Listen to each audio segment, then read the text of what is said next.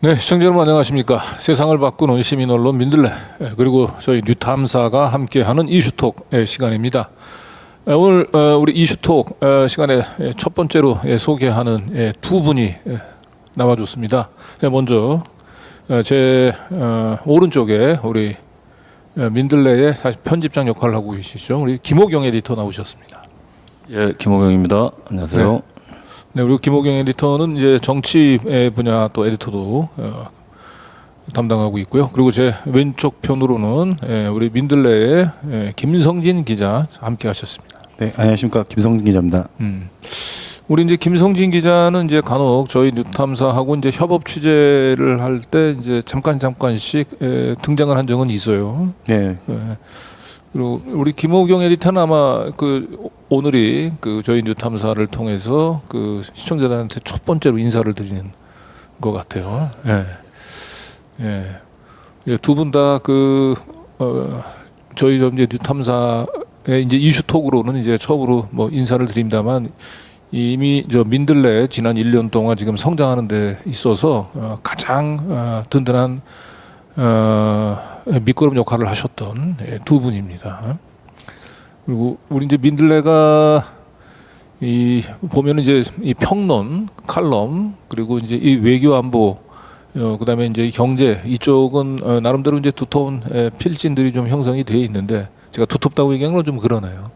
그러니까 최소한의 인력은 지금 확보하고 있는데 이 정치 분야하고 이 사회 분야 쪽의 일선 현장에서 활동해야 될 기자 인력은 지금 절대 부족인 상태입니다. 예, 저희들도 뭐 좀 숙제인데 앞으로 뭐 인력 확보도 더 해야죠. 예, 뭐 그럼에도 불구하고 기성 언론하고는 이제 좀 다른 시각으로 차별성을 가지고 이제 기사를 쓰려고 나름대로 노력은 하고 있습니다. 네. 자, 그래서 결국은 이제 기자 인력을 이제 확보하는 문제도 결국 민들레의 이제 재정적인 기반을 좀 이제 튼튼히 하는 과제하고 직결되어 있는데 먼저 저희 방송 시작 우리 민들레에 대한 후원 안내 잠깐 드리면서 시작하도록 하겠습니다. 민들레 이제 1만 구독 후원자 만들기 이게 1년 전부터 했는데 아직 1만까지 가려면 지금 한 60% 목표 60% 달성. 예, 60%는 좀 넘은 것 같은데 아무래도 이제 좀 정체기가 좀 있는 것 같습니다. 예, 초반에 그렇죠. 굉장히 또 여러 같은 성원이 있으셨는데 예. 네, 그래서 지금 민들레가 이 기울어지는 운동장에서 저희 뉴탐사와 함께 특히 이제 텍스트를 기반으로 한 이 레거시 미디어하고를 상대로 해서 그래도 아직까지 뭐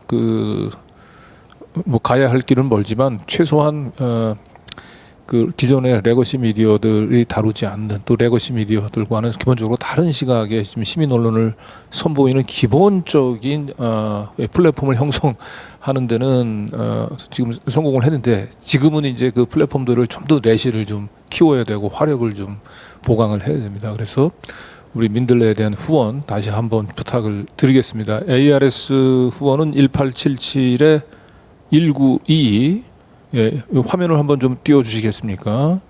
그리고 네, 민들레 후원, ARS 그리고 이렇게 은행 계좌로 후원도 가능합니다. 그리고 010-2481-4181로 문의를 주시면 또 자세한 안내를 받으실 수 있습니다.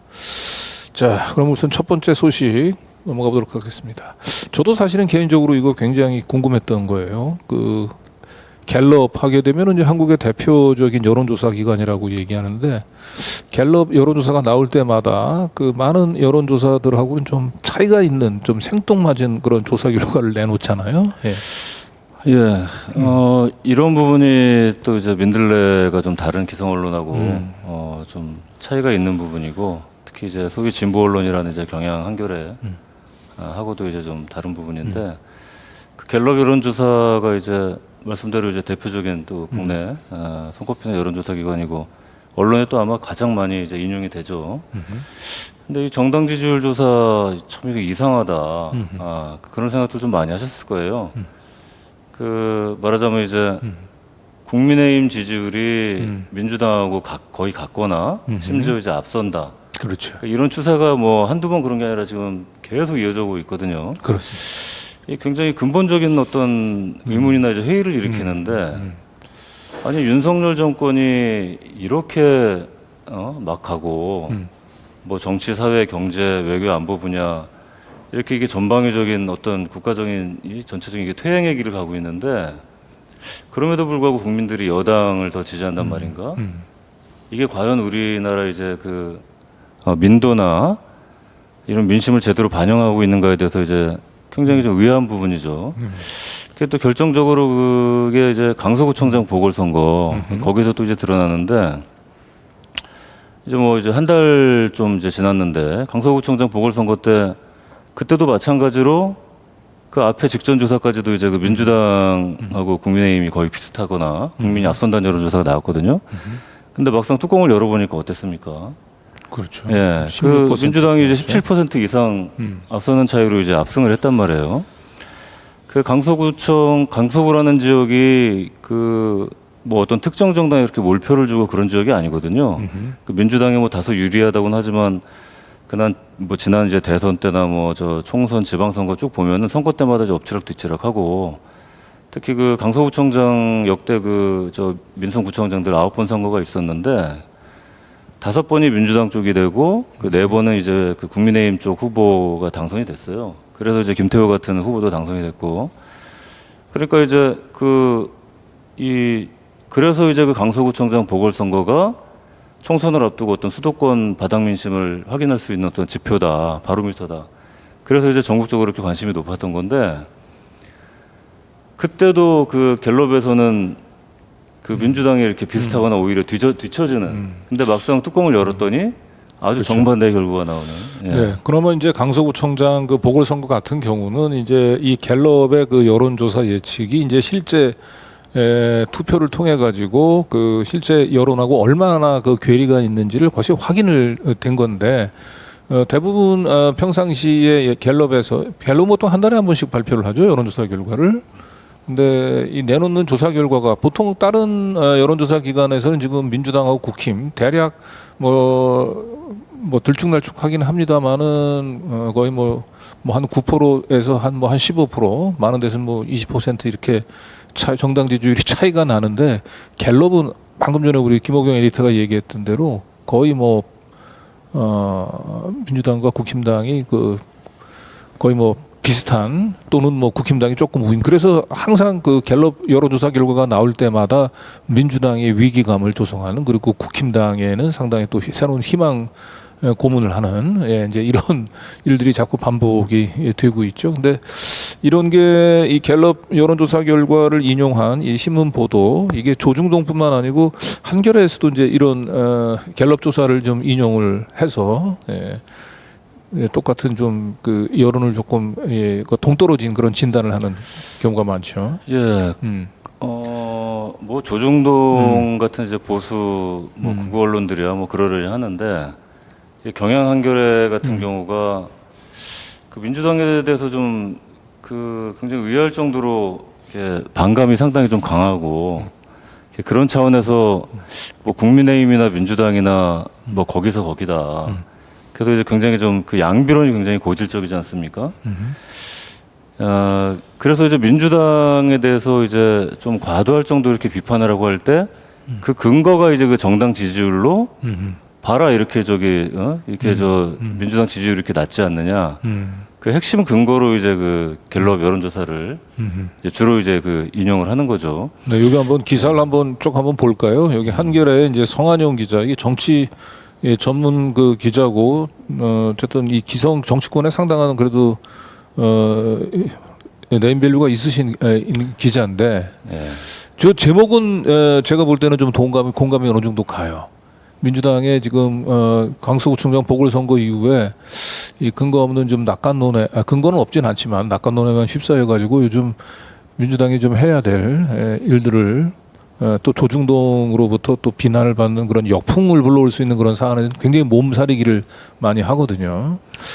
그런데 그 근거로 제시했던 게 정당 지지율 국힘 37%, 민주 34% 이렇게. 저게 이제 갤럽 여론조사죠. 그러니까 이제 네. 뭐 민주당에 대해서 이제 타당한 비판도 물론 있고 음흠. 뭐 그 합리적인 뭐 조언 이런 부분도 있겠지만 네.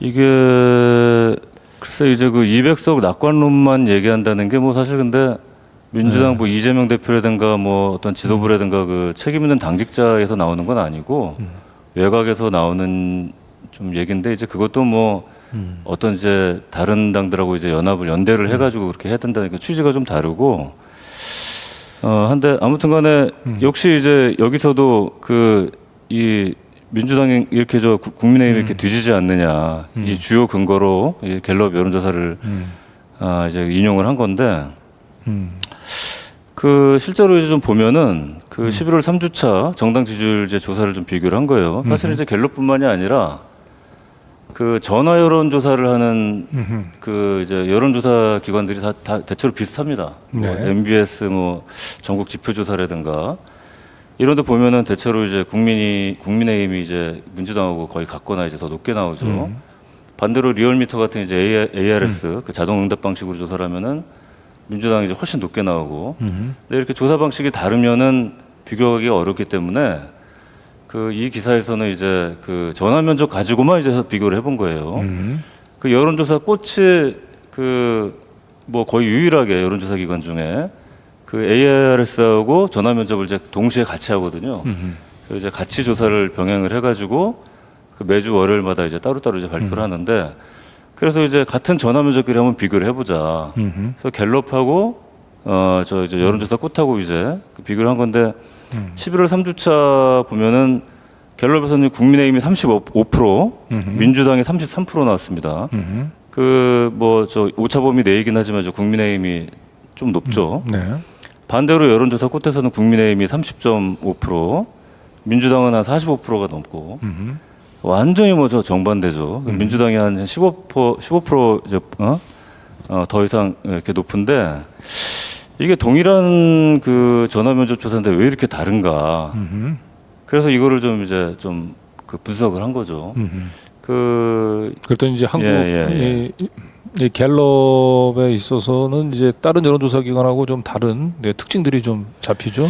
그러니까 그 이제 뭐 디테일하게 여러 가지 좀 분석을 했는데 이게 너무 좀 이제 그 깊이 들어가면 약간 좀 내용이 좀 복잡하고 좀 기사를 한번 읽어보시면 좋은데 아무튼 이 대통령 그러니까 윤석열 대통령 국정조사 그 지지도를 먼저 물어보느냐 정당 지지도를 먼저 물어보느냐 이 질문 순서에 따라서도 상당히 결과가 좀 다르게 나옵니다.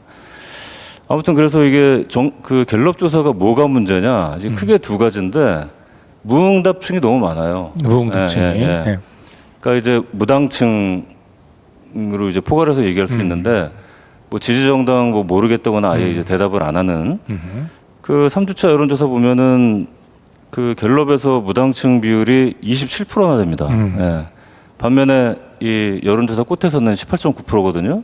굉장히 이제 갭이 크죠. 한 10% 예. 가까이 차이가 나네요. 이렇게 무당층이 크면은 당연히 그 민심이 이걸 저 속내를 제대로 이제 파악이 안 되고 이게 신뢰도하고 반비례하는 거죠, 당연히. 그렇죠. 예, 그만큼 이제 민심이 이제 무당층 속에서 숨어 있는 거니까. 보통은 이제 여론조사 기관에 이제 지금 지지하는 정당이 있으십니까라고 해서 나는 뭐 없다라고 얘기를 하면 사람 마음에 내심 뭐 어떤 지지하는 정당이 있긴 하지만 여론조사 기관의 첫 번째 질문에 나 어느 정당 좋다라고 얘기 하는 것을 좀 이렇게 꺼려하는 분들이 있죠. 그렇죠. 그래서 이런 예. 경우에는 이제 다시 이제 재차 그래도 마음에 들지 다 정당이 마음에 들지만 그래도 저 당장 내일 뭐 투표한다면 어느 당에 투표하시겠습니까? 이런 질문을 통해서 가능한 한 이 응답자들의 속마음들을 좀 이렇게 좀 타진해 보는 이제 이런 추가 조사가 들어가야 되는데 갤럽은 그런 게 없는 모양이에요. 그냥 첫 번째 전화 걸어서 지지하는 정당 있으세요? 그럼 없습니다. 그러면 그냥 무응답 또는 이제 무정당 무당층으로 이제 분류하고 끝낸다는 거죠. 그게 이제 전화 면접 조사의 어떤 전반적인 좀 취약점이기도 한데 아무래도 이제 그 여론조사 전화를 받았을 때 그러니까 ARS 자동응답이면 이게 기계를 상대로 하는 거기 때문에 좀 더 이제 뭐 그렇죠. 부담 없이 좀 편하게 이제 그 전화 받은 응답자가 이렇게 편하게 응답을 할 수 있는데 전화면접 이제 사람이 이제 전화를 하는 거니까 특히나 이런 뭔가 이게 그 억압적인 정권 체제 이런 하에서는 아무래도 여러 가지 이제 좀 그렇죠. 자기 속마음을 이렇게 제대로 표현하는데 좀 꺼리게 되는 그런 부분이 있는 거죠. 아니 특히나 이제 뭐 공무원이라든지 뭐 이런 분들 같은 경우는 이 무슨 여론조사 기관을 빙자해 가지고 그 나의 그 뭐 정치적인 성향 이런 것들을 다 지내보려고 하는 거 아닌가? 뭐 굳이 그런 그렇죠, 게 아니라도 그렇죠. 네. 뭉치러 둘 수밖에 없죠. 네? 근데 하여튼 그 같은 전화 면접인데도 불구하고 여론조사 꽃에 비해서 지나치게 무응답층의 갤럽이 많다. 네. 그거 또 하나 중요한 게 이게 정치 성향, 이 표본. 네.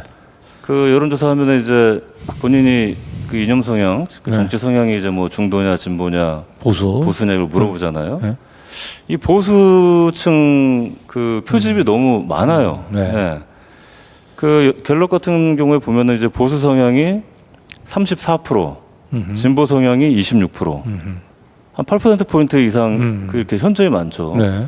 흔히 그 우리나라 보수 진보층이 보통 한 뭐 30%, 뭐 중도층이 그 중간에 한 40%뭐 이렇게 이제 이렇게 따지는데 이 갤럽 여론조사는 좀 보수층이 지나치게 많고 반면에 여론조사 꽃의 경우에는 보수 성향이라고 응답한 사람이 27%, 진보 성향으로 응답한 사람은 25%입니다.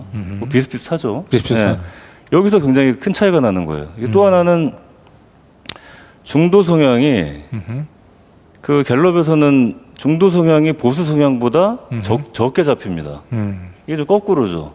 중도가 더 많아야 되는데 그 보수 성향이라고 응답한 사람이 이제 34%인데 중도 성향이 보수 성향이 이제 34%, 예. 근데 중도 성향이 28%예요. 네. 예. 보수 성향보다 훨씬 작죠. 그 여론조사 꽃에서는 반대로 중도 성향이 37%. 그러니까 이제 37%. 보수가 27%고 진보가 25%인데 중도 성향이 37%입니다. 중도 성향이 이게 제일 많죠, 많고. 포션이. 네. 그러니까 이게 굉장히 이게 이제 표본이 안정적인 모습인데 결과적으로 그러니까 이렇게 무응답층이 너무 많고 그 무응답층에 숨어 있는 그 이제 유권자들의 응답층의 어떤 그 마음을 표심을 이런 걸 제대로 캐치해내기가 어렵고 그리고 보수층에 너무 이렇게 편중되게 표본이 이게 잡힌다. 그렇게 되면은 결과적으로 국민의힘하고 민주당이 이렇게 비슷하거나 오히려 더 높게 나오는 이런 결과가 되는 거죠. 네.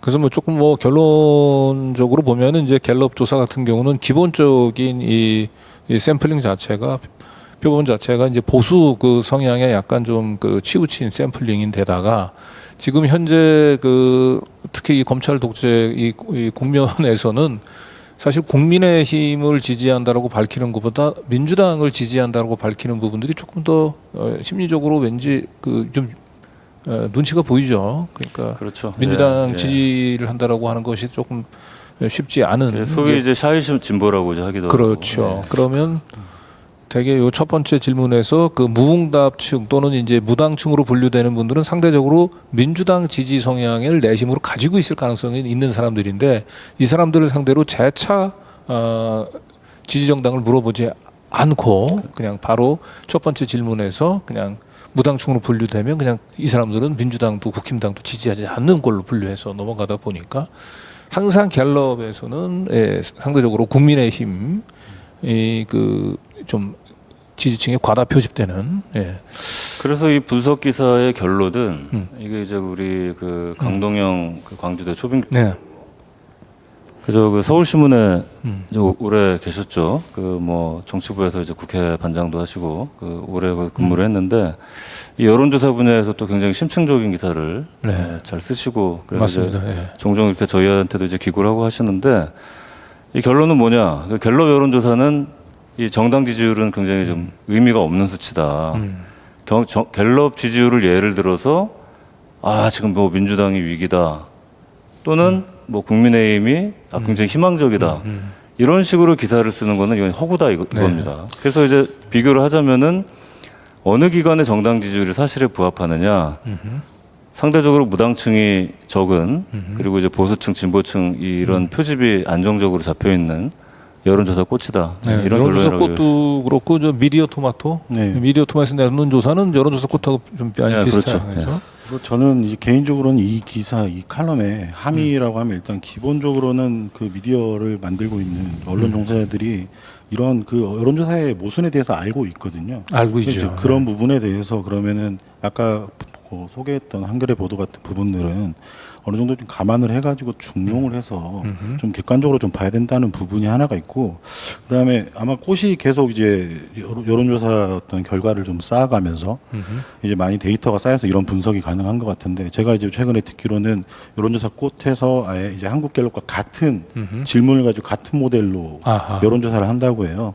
그렇게 이제 같은 모델로 해 보면은 그동안 이제 갤럽에 대해서 이제 상당히 특히 이제 진보 진영에 있는 분들이 많이 의심을 했는데, 좀 객관적으로 어떤 그 표집에 문제가 있는지, 질문에 뭐가 문제가 있는지 조금 더 확인을 할 수 있지 않을까. 네. 그런 좀 과정들이 있어야 이 여론조사도 좀 더 신뢰가 가고, 그게 앞으로 또 이 선거들이 앞으로 계속 이루어질 텐데, 우리 민주주의를 위해서도 이 여론조사가 상당히 중요하지 않습니까? 예. 그런 부분이 좀 보완이 되지 않을까 그런 생각이 좀 듭니다. 네, 무엇보다 이제 이 갤럽에서 스스로 자신들의 여론조사 결과가 이렇게 타 여론조사 기관하고 지금 차이가 나는 부분들을 모르지 않을 거고, 그리고 자신들이 이 표집이라든지 아니면 설문 구성에 있어서 이런 바이어스들을 바로잡기 위해서 뭘 해야 되는지도 알 텐데, 계속 이걸 이 여론조사 방식을 이제 고집하는 이유는 제가 볼 때는 갤럽이 뭔가 정치적인 의도를 가지고 그 여론을 지금 호도하려고 하는 거 아니냐라고 충분히 의심받기 좀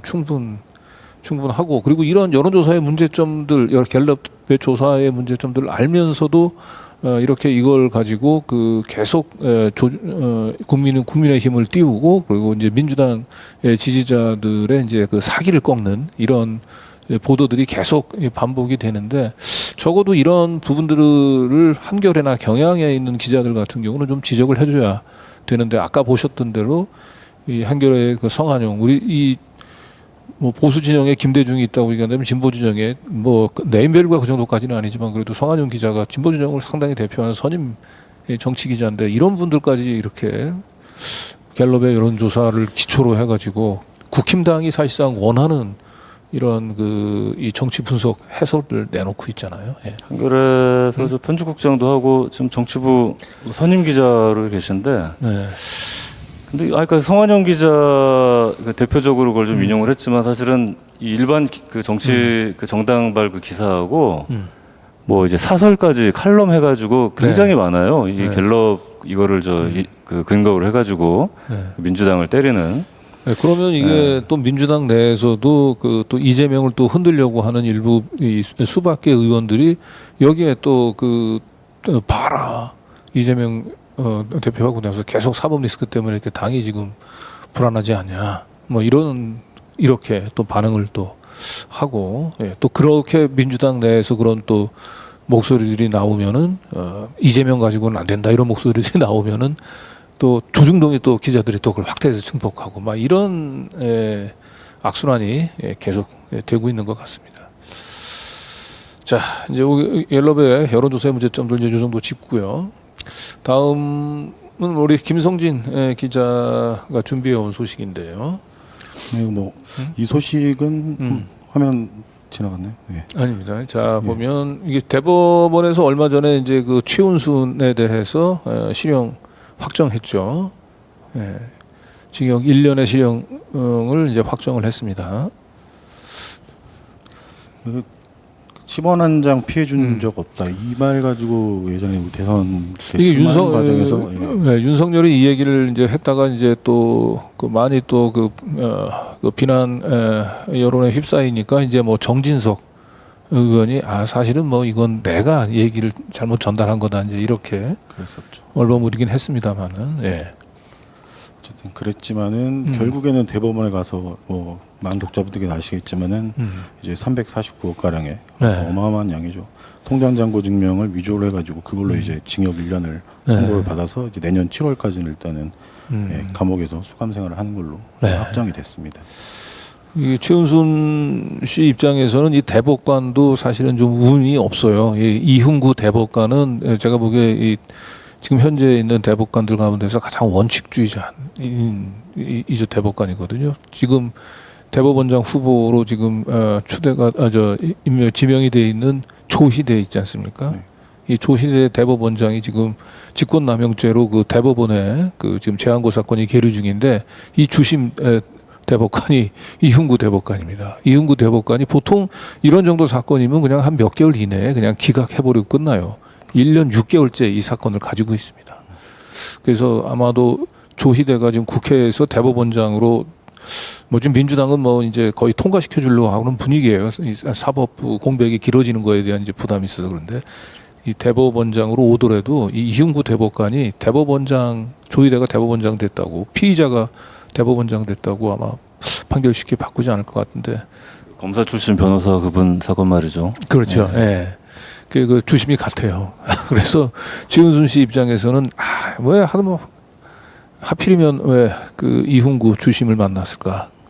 그런데 이제 사실은 이 대법원에서는 형량을 바꿀 수는 없어요. 그렇잖아요. 예. 그래서 이 징역 1년 부분들에 대해서 이게 사문서 그 위조만 인정이 되고 사문서를 위조를 해가지고 이걸 행사했던 걸 결국은 기소를 안 했지 않습니까? 그렇죠. 그러다 소송 사기 부분도 빠져 있고요. 네. 그러니까 이건 이 검사들 입장에서 최대한 최은순을 기소를 안 할 수는 없고 기소를 한 상태에서 뭐 집행유예로 빼려고 그 노력을 많이 했습니다만은 지난번 항소심에 이어서 대법원에서도 제대로 된 그나마 그 원칙 있는 판사들을 만나서 실형 선고가 다행히 위지는 됐습니다만 그래도 국민들 입장에서 볼 때 많이 허탈하긴 할 겁니다. 왜냐하면 표창장 위조 그로 지금 몇 년이죠 그게 4년을 받았었죠. 4년형을 받았던 정경심 교수하고 비교해서는 그거는 400억 가까운 통장 잔고 증명을 위조를 했고 실제로 이걸로 지금 수십억 원의 이 부동산의 차익을 누렸던. 정경심 교수 같은 경우에는 4년형 받을 때 얼마나 그 많은 그 혐의를 가지고 기소를 했었습니까?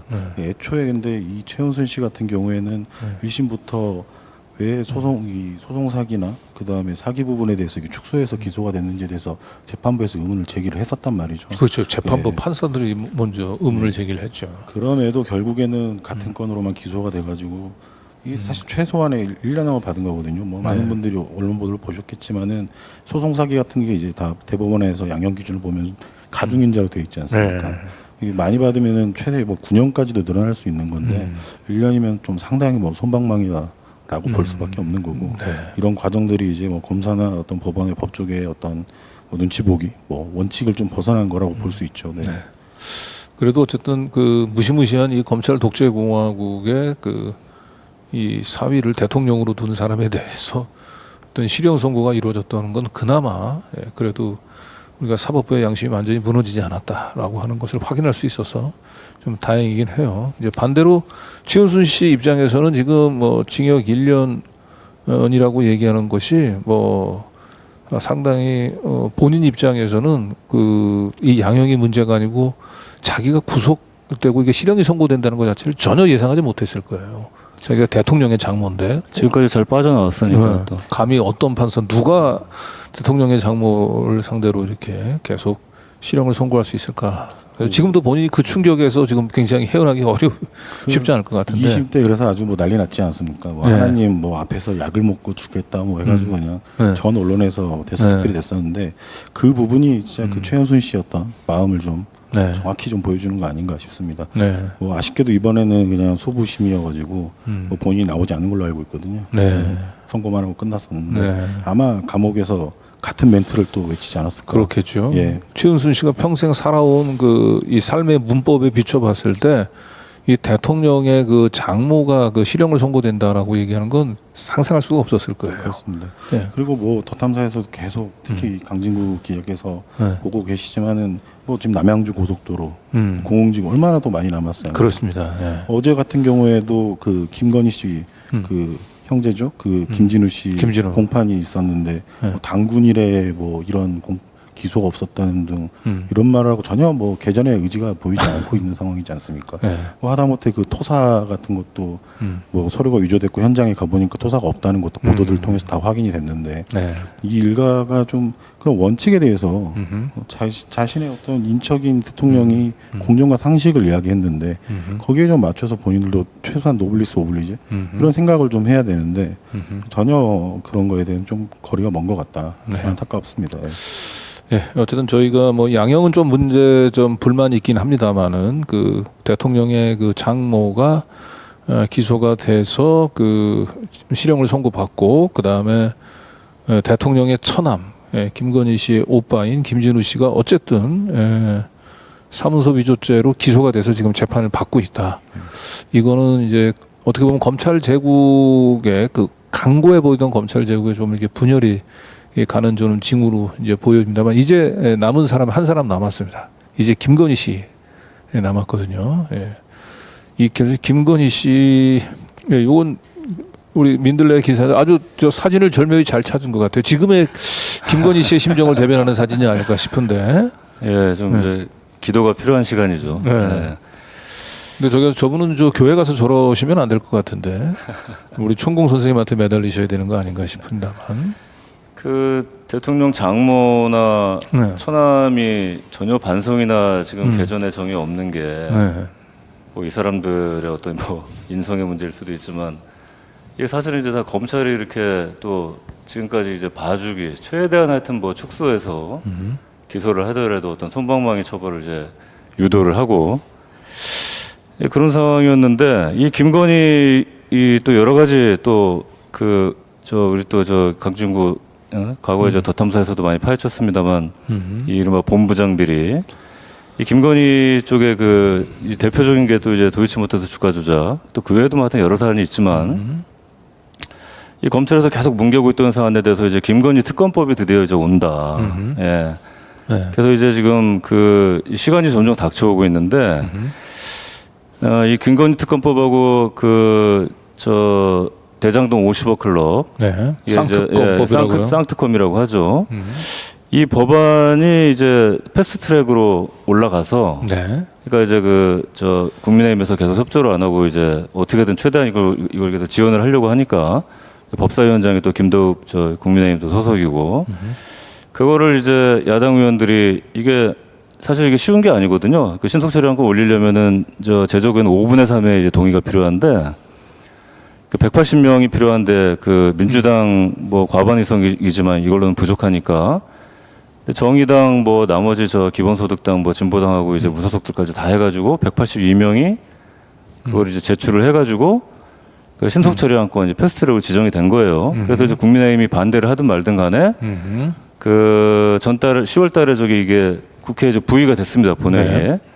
그러니까 이제 안건으로 이제 그 이제 일단 보고가 일단 된 거죠 본회의에. 그러면 이거를 이제 또 여기서 또 이제 최장 60일 동안 이게 그 본회의 그 숙려 기간이라고 60일 지나면 또 자동으로 상정이 됩니다. 네. 그래서 보통은 다 이제 12월 말 네. 이때쯤이면 이게 처리가 되겠구나 예상을 했는데 네. 민주당이 그 이걸 땡겨가지고 이제 그 먼저 처리하겠다는 거예요. 뭐 자동 상정까지 기다릴 거 없이 우리가 우리 의석으로 바로 그냥 상정을 해버리겠다. 네. 그래서 이제 정기국회가 이제 12월 10일까지인데 12월 10일 안에 무조건 이걸 최대한 빨리 하고 그래서 지금 D-Day로 지금 30일이 지금 유력하게 나오고 있거든요. 이번 달 이달 30일. 30일이나? 다음 주에요, 다음 주. 네. 예.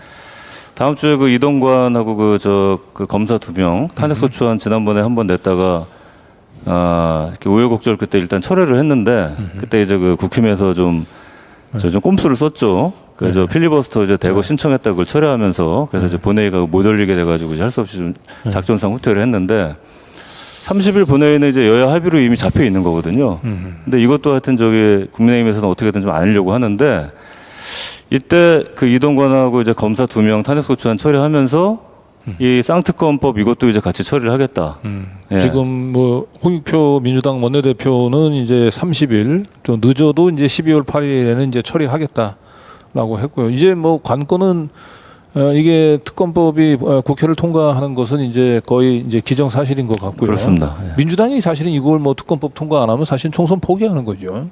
무조건 통과는 시킬 것 같은데 그러면 문제는 결국은 윤석열이 이 특검법에 대해서 거부권을 행사할 것인가? 뭐 이거 하나 변수가 남은 것 같아요. 그렇죠. 이게 그 특검법안 그 통과 요건은 이제 재적 의원 과반 출석의 과반동이기 때문에 네. 뭐 민주당 힘 혼자 단독으로도 얼마든지 가능하고 이제 다른 야당들도 다 이제 동의하기 네. 때문에 이건 그냥 통과는 기정사실이에요. 네, 근데 이건 이제 또 뭐, 익명이 아니라 실명으로 하기 때문에 예, 예. 이 특검법 반대하는 건 뭐 사실 공천을 포기한 거나 다름없을 것 같아요. 민주당 의원들은 예, 통과될 것 같고요. 문제 이게 말씀대로 이제 남은 관건은 이제 윤석열 대통령이 네. 이걸 거부권을 행사할 거냐 이거죠. 네. 그 뭐 지금까지 뭐 양국관리법이나 뭐 간호사법 이런 거 다 거부권 계속하고 뭐 앞으로 뭐 무슨 노란봉투법이니 뭐 방송 3법 뭐 다 한다고 하는데 이거는 이제 다른 법안들하고는 다르다. 김건희 특검법 이건 본인이 이제 친인척 그 가족에 대한 예, 그 특검법안이기 때문에 이거를 당사자 이거 이해충돌 당연히 이게 이게 해당이 되는 건데 이거를 거부를 한다? 일단 이거는 굉장히 국민적인 아주 그 저항이 아주 극심할 수밖에 없죠. 네. 다른 지금까지 거부권 행사하고는 달리 이거는 여론조사 해보면 이제 김건희 특검법에 대해서는 압도적인 국민 다수가 이거 찬성을 합니다. 심지어 거의 맹목적으로 윤석열 대통령을 지지하는 그 TK 대구 경북 쪽에서도 훨씬 높아요. 한 60% 가까이가 이제 찬성을 하고 이제 반대는 이제 얼마 안 되거든요. 대구 경북에 계신 분들 속내를 들어보면 어떤 얘기를 하냐면 윤석열은 뭔가 잘하고 싶은데 윤석열은 잘할 수도 있는데 김건희 때문에 못한다. 이 처가 때문에 그런 얘기가 있기 때문에 이참에 털고 가자. 대구 경북 쪽에서는 김건희 특검법 통해서 차라리 이제 윤석열의 부담을 줄여줘야 된다 이런 생각을 하실 수도 있어요. 그쪽 분들.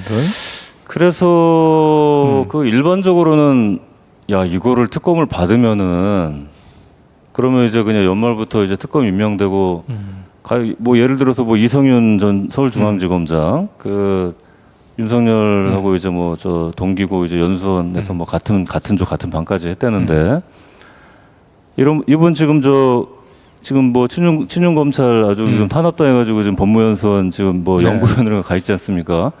이런 분 특검 맡기면은 아주 철저히 파헤칠 거란 말이죠. 그럼 이제 총선 때까지 이제 특검발 뉴스가 계속 나올 텐데.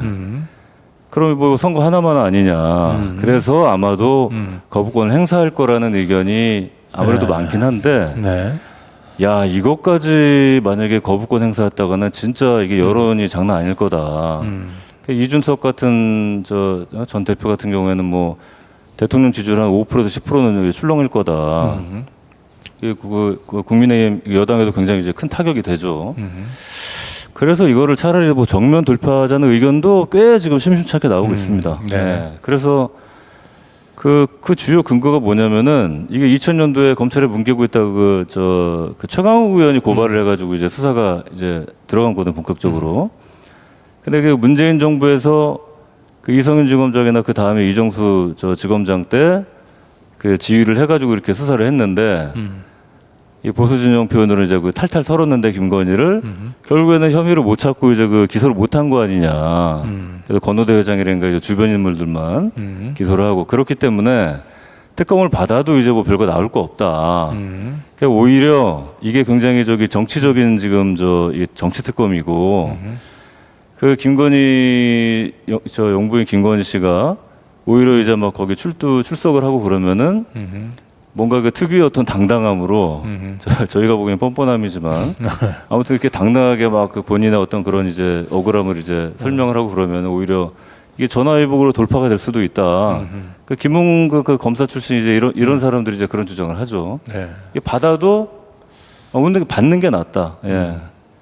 그거는 이제 내용을 잘 모르셔서 그래요.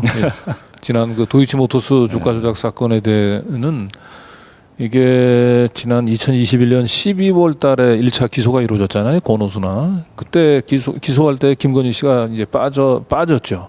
그렇죠. 김건희가 이제 빠졌던 이유는 이재명하고 이제 윤석열 두 사람이 누가 될지 지금 한치 보기 힘든 상황에서 일단 김건희 씨를 거기다가 집어넣으면 그냥 대선은 끝나는 거예요. 그러니까 일단 김건희는 뺐는데 검사들이 김건희를 그렇다고 이제 빼줬다가 나중에 이재명 후보가 당선이 되면 자기네들 망하는 거거든요. 그래서 그 다음서부터 사실은 김건희 씨에 대한 제대로 된 조사를 했어요. 그리고 그렇죠. 예. 그 이미 수사 기록에 그 김건희 씨의 주가 조작 혐의를 입증할 수 있는 증거들이 차고 넘칩니다. 빼박 증거들이 수두룩하고, 그런데 이 빼박 증거들을 이미 본 사람들이 너무 많아요. 제가 볼 땐 뭐 아까 지금 방금 전에 거론하셨지만 이성윤 전 서울중앙지검장 이분도 사실은 이 검사들 수사 검사들이 확보했던 빼박 기록들을 지금 알고 있기 때문에 지금 윤석열 정권 상대로 큰 소리를 칠 수도 좀 있다고 좀 보여지거든요. 자, 그런데 어쨌든 문제는 이 특검법에 대한 결정은 제가 볼 때는 윤석열 룬 대통령이 결정하는 게 아니고 결국은 김건희 씨가 결정하지 않겠습니까? 결국은 김건희 매를 맞느냐 이제 국민의 매를 맞느냐 이게 네. 문제가 될 텐데 네. 그 본인이 살아있는 뭐 권력을 수사해가지고 뭐 그런 인기로 대통령이 됐는데 뭐 한간에는 대통령이 김건희란 말도 있지 않습니까? 그렇지. 예. 진짜 살아있는 권력이 뭔지 본인이 좀 스코를 좀 하셨어야 될 것 같습니다. 네. 근데 제가 보기엔 김건희 씨가 결정을 하는데 김건희 씨는 지금까지 이 살아온 이 과정 전체가 자기를 희생을 해서 뭔가를 도모하는 그런 그 일들에 전혀 익숙하지도 않으신 분이고 관심도 없어요. 예. 그렇기 때문에 본인이 스스로 그 아까 얘기했던 대로 이렇게 검찰에 당당히 나서면서 검찰 수사를 피하지 않겠다는 모습을 보여주는 걸 통해서 당과 그다음에 자기 남편인 룬을 살리는 이런 희생 정신을 기대하기는 제가 보기에는 난망입니다. 언론도 많이 네? 좀 언론도 또 장악하고 있지 않습니까? 결국 국힘당이 망가지더라도 검찰이 망가지더라도 나를 보호해야지라고 하는 생각이 가득할 겁니다. 이미 예. 우리 엄마, 우리 오빠까지 그렇게 망가뜨려 놓고도 거기에 만족하지 못해서 나까지 감옥에 집어넣을 거냐. 막 이런 울분에 찬 목소리로 룬 대통령이나 아니면 국힘당 지도부를 압박하지 않을까 그런 생각이 듭니다. 뭐 받을지 안 받을지 같은 뭐 전망은 엇갈리고 근데 아무래도 이제 거부권 행사하지 않겠느냐는 관측이 좀 많긴 한데 예. 하여튼 거부권 행사든 특검을 받든 간에 굉장히 상당한 데미지가 불가피하다. 그렇죠. 어느 예, 쪽으로 예, 결정을 예, 하더라도. 그래서 상당히 지금 굉장히 좀 고심이 깊지 않을까. 네. 예. 자, 그럼 다음 소식 넘어가도록 하겠습니다.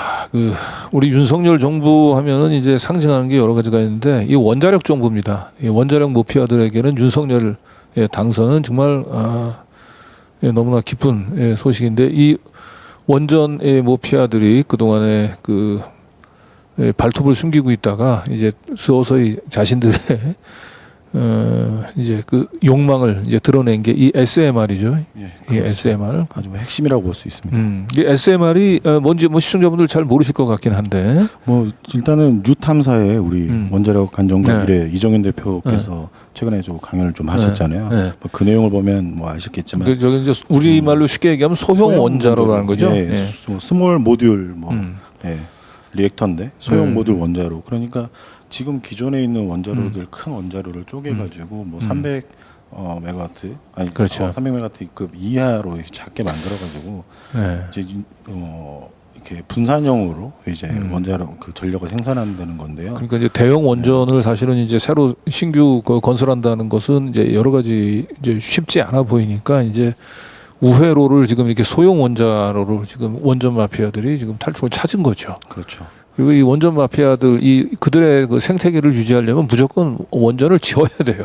그 항상 원전을 짓거나 새로운 원전을 개발하고 그렇죠. 그런 식으로 계속해서 예산을 밀어주죠. 그렇죠. 그런데 이제 대형 원전은 이제 여러 가지 뭐 환경단체 반발도 있고 그 지역 주민들의 또 저항도 있고 그러니까 이제 지금 그 대안으로 지금 SMR 소형 원자로를 얘기하고 있는 건데 이 소형 원자로가 지난번에 저기 룬이 그 미국에 처음 방문해서 이 SMR을 뭐 도입을 한다 이런 얘기를 했다가 그게 이제 결국은 기술적인 타당성 검토 단계에서 사실상 이제 물 건너가는 듯했죠. 예, 정확히는 이제 미국 저기 취임하자마자 미국에서 바이든 그렇죠. 대통령이 왔었죠. 예, 그때 이제 SMR 이야기가 나와가지고 언론에서 대대적으로 홍보를 하고 그 이후에 이제 지금 두산 중공업에서 두산 에너빌리티로 이름 바꿨죠. 네. 이런 데서 이제 투자를 하면서 상당히 좀 네. 주목을 받았었는데 이미 뭐 당시에도 말들이 많았습니다. 많아져요. 예, 왜냐면은 기본적으로 이 지금 미국에 있는 뉴스케일 파워라는 회사가 선도 기업이긴 하지만 경제성 문제를 잡지를 못했고, 그다음에 분산 영역이기 때문에 여러 곳에 이 원자로를 설치하는 건데 이 안전 문제를 잡지를 못했어요. 네. 그리고 당연히 이 원자로이기 때문에 항상 주민 수용성 문제가 있습니다. 네. 일례로 지금 현재 한국원자력연구원에 있는 그 주한기 원장, 저번에 이제 후쿠시마 원전 때 그 후쿠시마 그 핵폐수 먹어도 된다, 마셔도 된다 그 이야기 한번 했다, 마시면 안 된다라고 했다가 또 정부에서 좀 핀잔도 받고, 어쨌든 이 원전 어떤 이 카르텔 마피아의 핵심 인물 중에 한 분인데, 이분이 그 대통령 그 인수위원회 있을 때도 당진에 있는 화력발전소에다가 SMR 지면 된다고 했다가 아주 지역에서 난리가 났었거든요. 하여튼 그만큼 이 SMR에 대해서는 항상 말이 많았죠. 예. 네. 그래서 사실은 이제 SMR 같은 경우는 사실은 뭐 사실상 이제 그 사업을 포기하는 거 아니냐라고 그런 관측이 우세했는데, 이번에 정부 예산을 보니까 그 SMR 예산이 무려 780%가 증액이 됐습니다. 예, 아주 지금 뭐 아시겠지만은 R&D 예산 얼마나 깎였습니까? 네. 16.6% 유사일에 이런 적이 없다. 네. 이런 말이 나오는데, 원전 예산은 뭐 SMR은 뭐 780%는 뭐 당연한 거고, 다른 예산들도 아주 다들 막 올랐죠. 예. 네. 그런 상황입니다. 네. 한번 좀 더 구체적으로 한번 들어가 볼까요? 네네. 여기 보면은 네.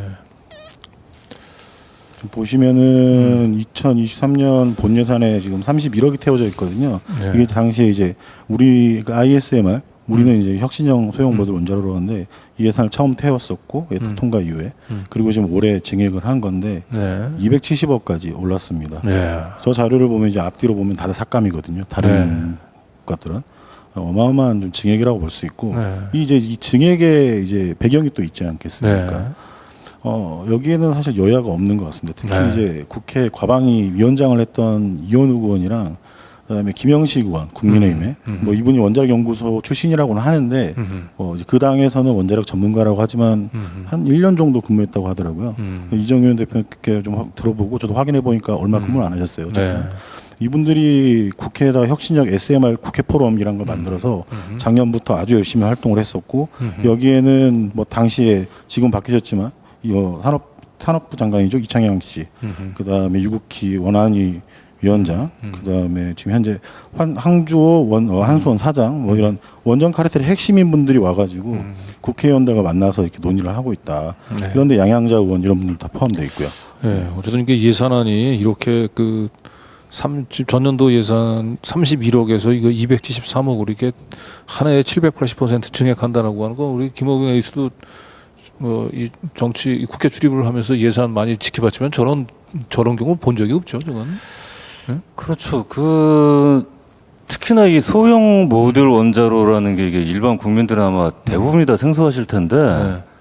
미국 기업인데 미국 안에서도 거의 뭐 이게 이 상업성, 경제성은 물론이고 이게 안전성도 검증이 안 돼가지고 이게 아마 원자로 이게 가동 뭐 과정에서 이제 뭐 기체가 발생하고 이런 문제도 있고 해가지고 유타주라고 아주 그 미국에서 뭐 이제 시골로 그렇게 뭐 좀 이제 평가가 되는 이런 지역에서 이게 좀 굉장히 이제 한정적으로 좀 운영이 되다가 그나마 또 다 이게 취소가 되고 보니까 이 뉴스케일사인가요? 이 회사 그 주가가 $2요, $2. 네. 그래서 저 12달러에서 그냥 또 그나마 이제 아주 급락을 했군요. 그러니까 우리식으로 표현하면 그 동전주죠, 그 동전주.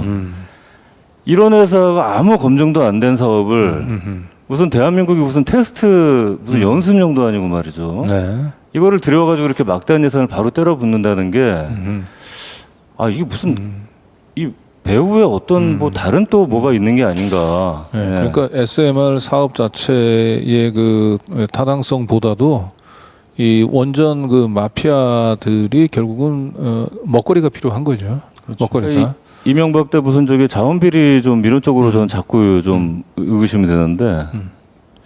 예, 그리고 이런 원전 마피아들이 이렇게 턱없는 그 예산 증액을 요구할 수 있었던 것은 이 국회 내에 결국 이들을 이제 두텁게 보호하는 이제 원전 마피아의 장학생들이 있기 때문인데, 사실은 뭐 국민의힘 의원들은 뭐 그렇다 치더라도 여기 더불어민주당 의원들이 이런 말도 안 되는 예산 증액 그리고 원전 마피아들의 이런 그 말도 안 되는 이런 그 예산 낭비에 지금 일조하고 있다라고 얘기하는 게 좀 야당 통상스러워요. 의원들이 지금 감시가 아니라 아예 맞장구를 치고 같이 거들고 있는 형국이죠. 네, 지금 민주당 의원 가운데서는 지금 이게 제4회 혁신형 SMR 국회 포럼이라고 예. 예, 여기에 지금 이제 모습을 드러낸 이제 의원들 중에 민주당 의원이 어떻게 되나요? 우리 아까 이원욱 의원이 있다고 네, 했죠. 이원욱 의원 당연히 계시고 이제 김병욱 의원, 뭐 이용빈 의원 이렇게 있고 뭐 양정수 의원도 과거에는 뭐 아하. 시민당 출신이었죠. 양양재 네, 양양재 의원도 의원도 있고. 익숙하시고 뭐 이런 분들이 네. 계셨고 네. 뭐 국민의힘 의원들은 뭐 굳이 언급하지 않겠습니다. 너무 많이 오셨기 때문에 사실 이 전에 행사에도 다른 민주당 의원들도 좀 일부 네, 계셨습니다. 민주당 의원들 가운데서 그 여기 등장하시는 분 이름 보니까 전혀 그렇게 놀랍지는 않습니다. 네, 특히 이원욱 의원 같은 경우는 그렇죠.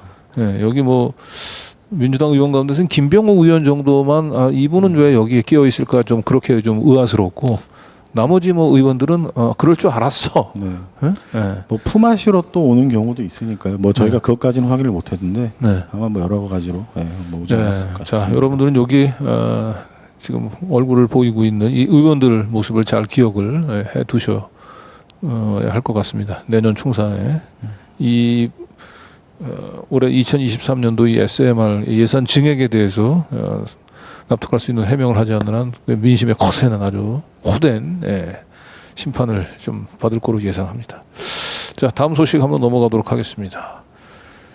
그동안 좀 잠잠했던 것 같은데 이 자유총연맹 등 이 관변 단체 내년 총선 앞두고 이들의 행동이 좀 관심의 대상이었는데 드디어 이제 모습을 드러내기 시작했네요. 김장 행사로 일단 행동 개시에 나선 것 같아요.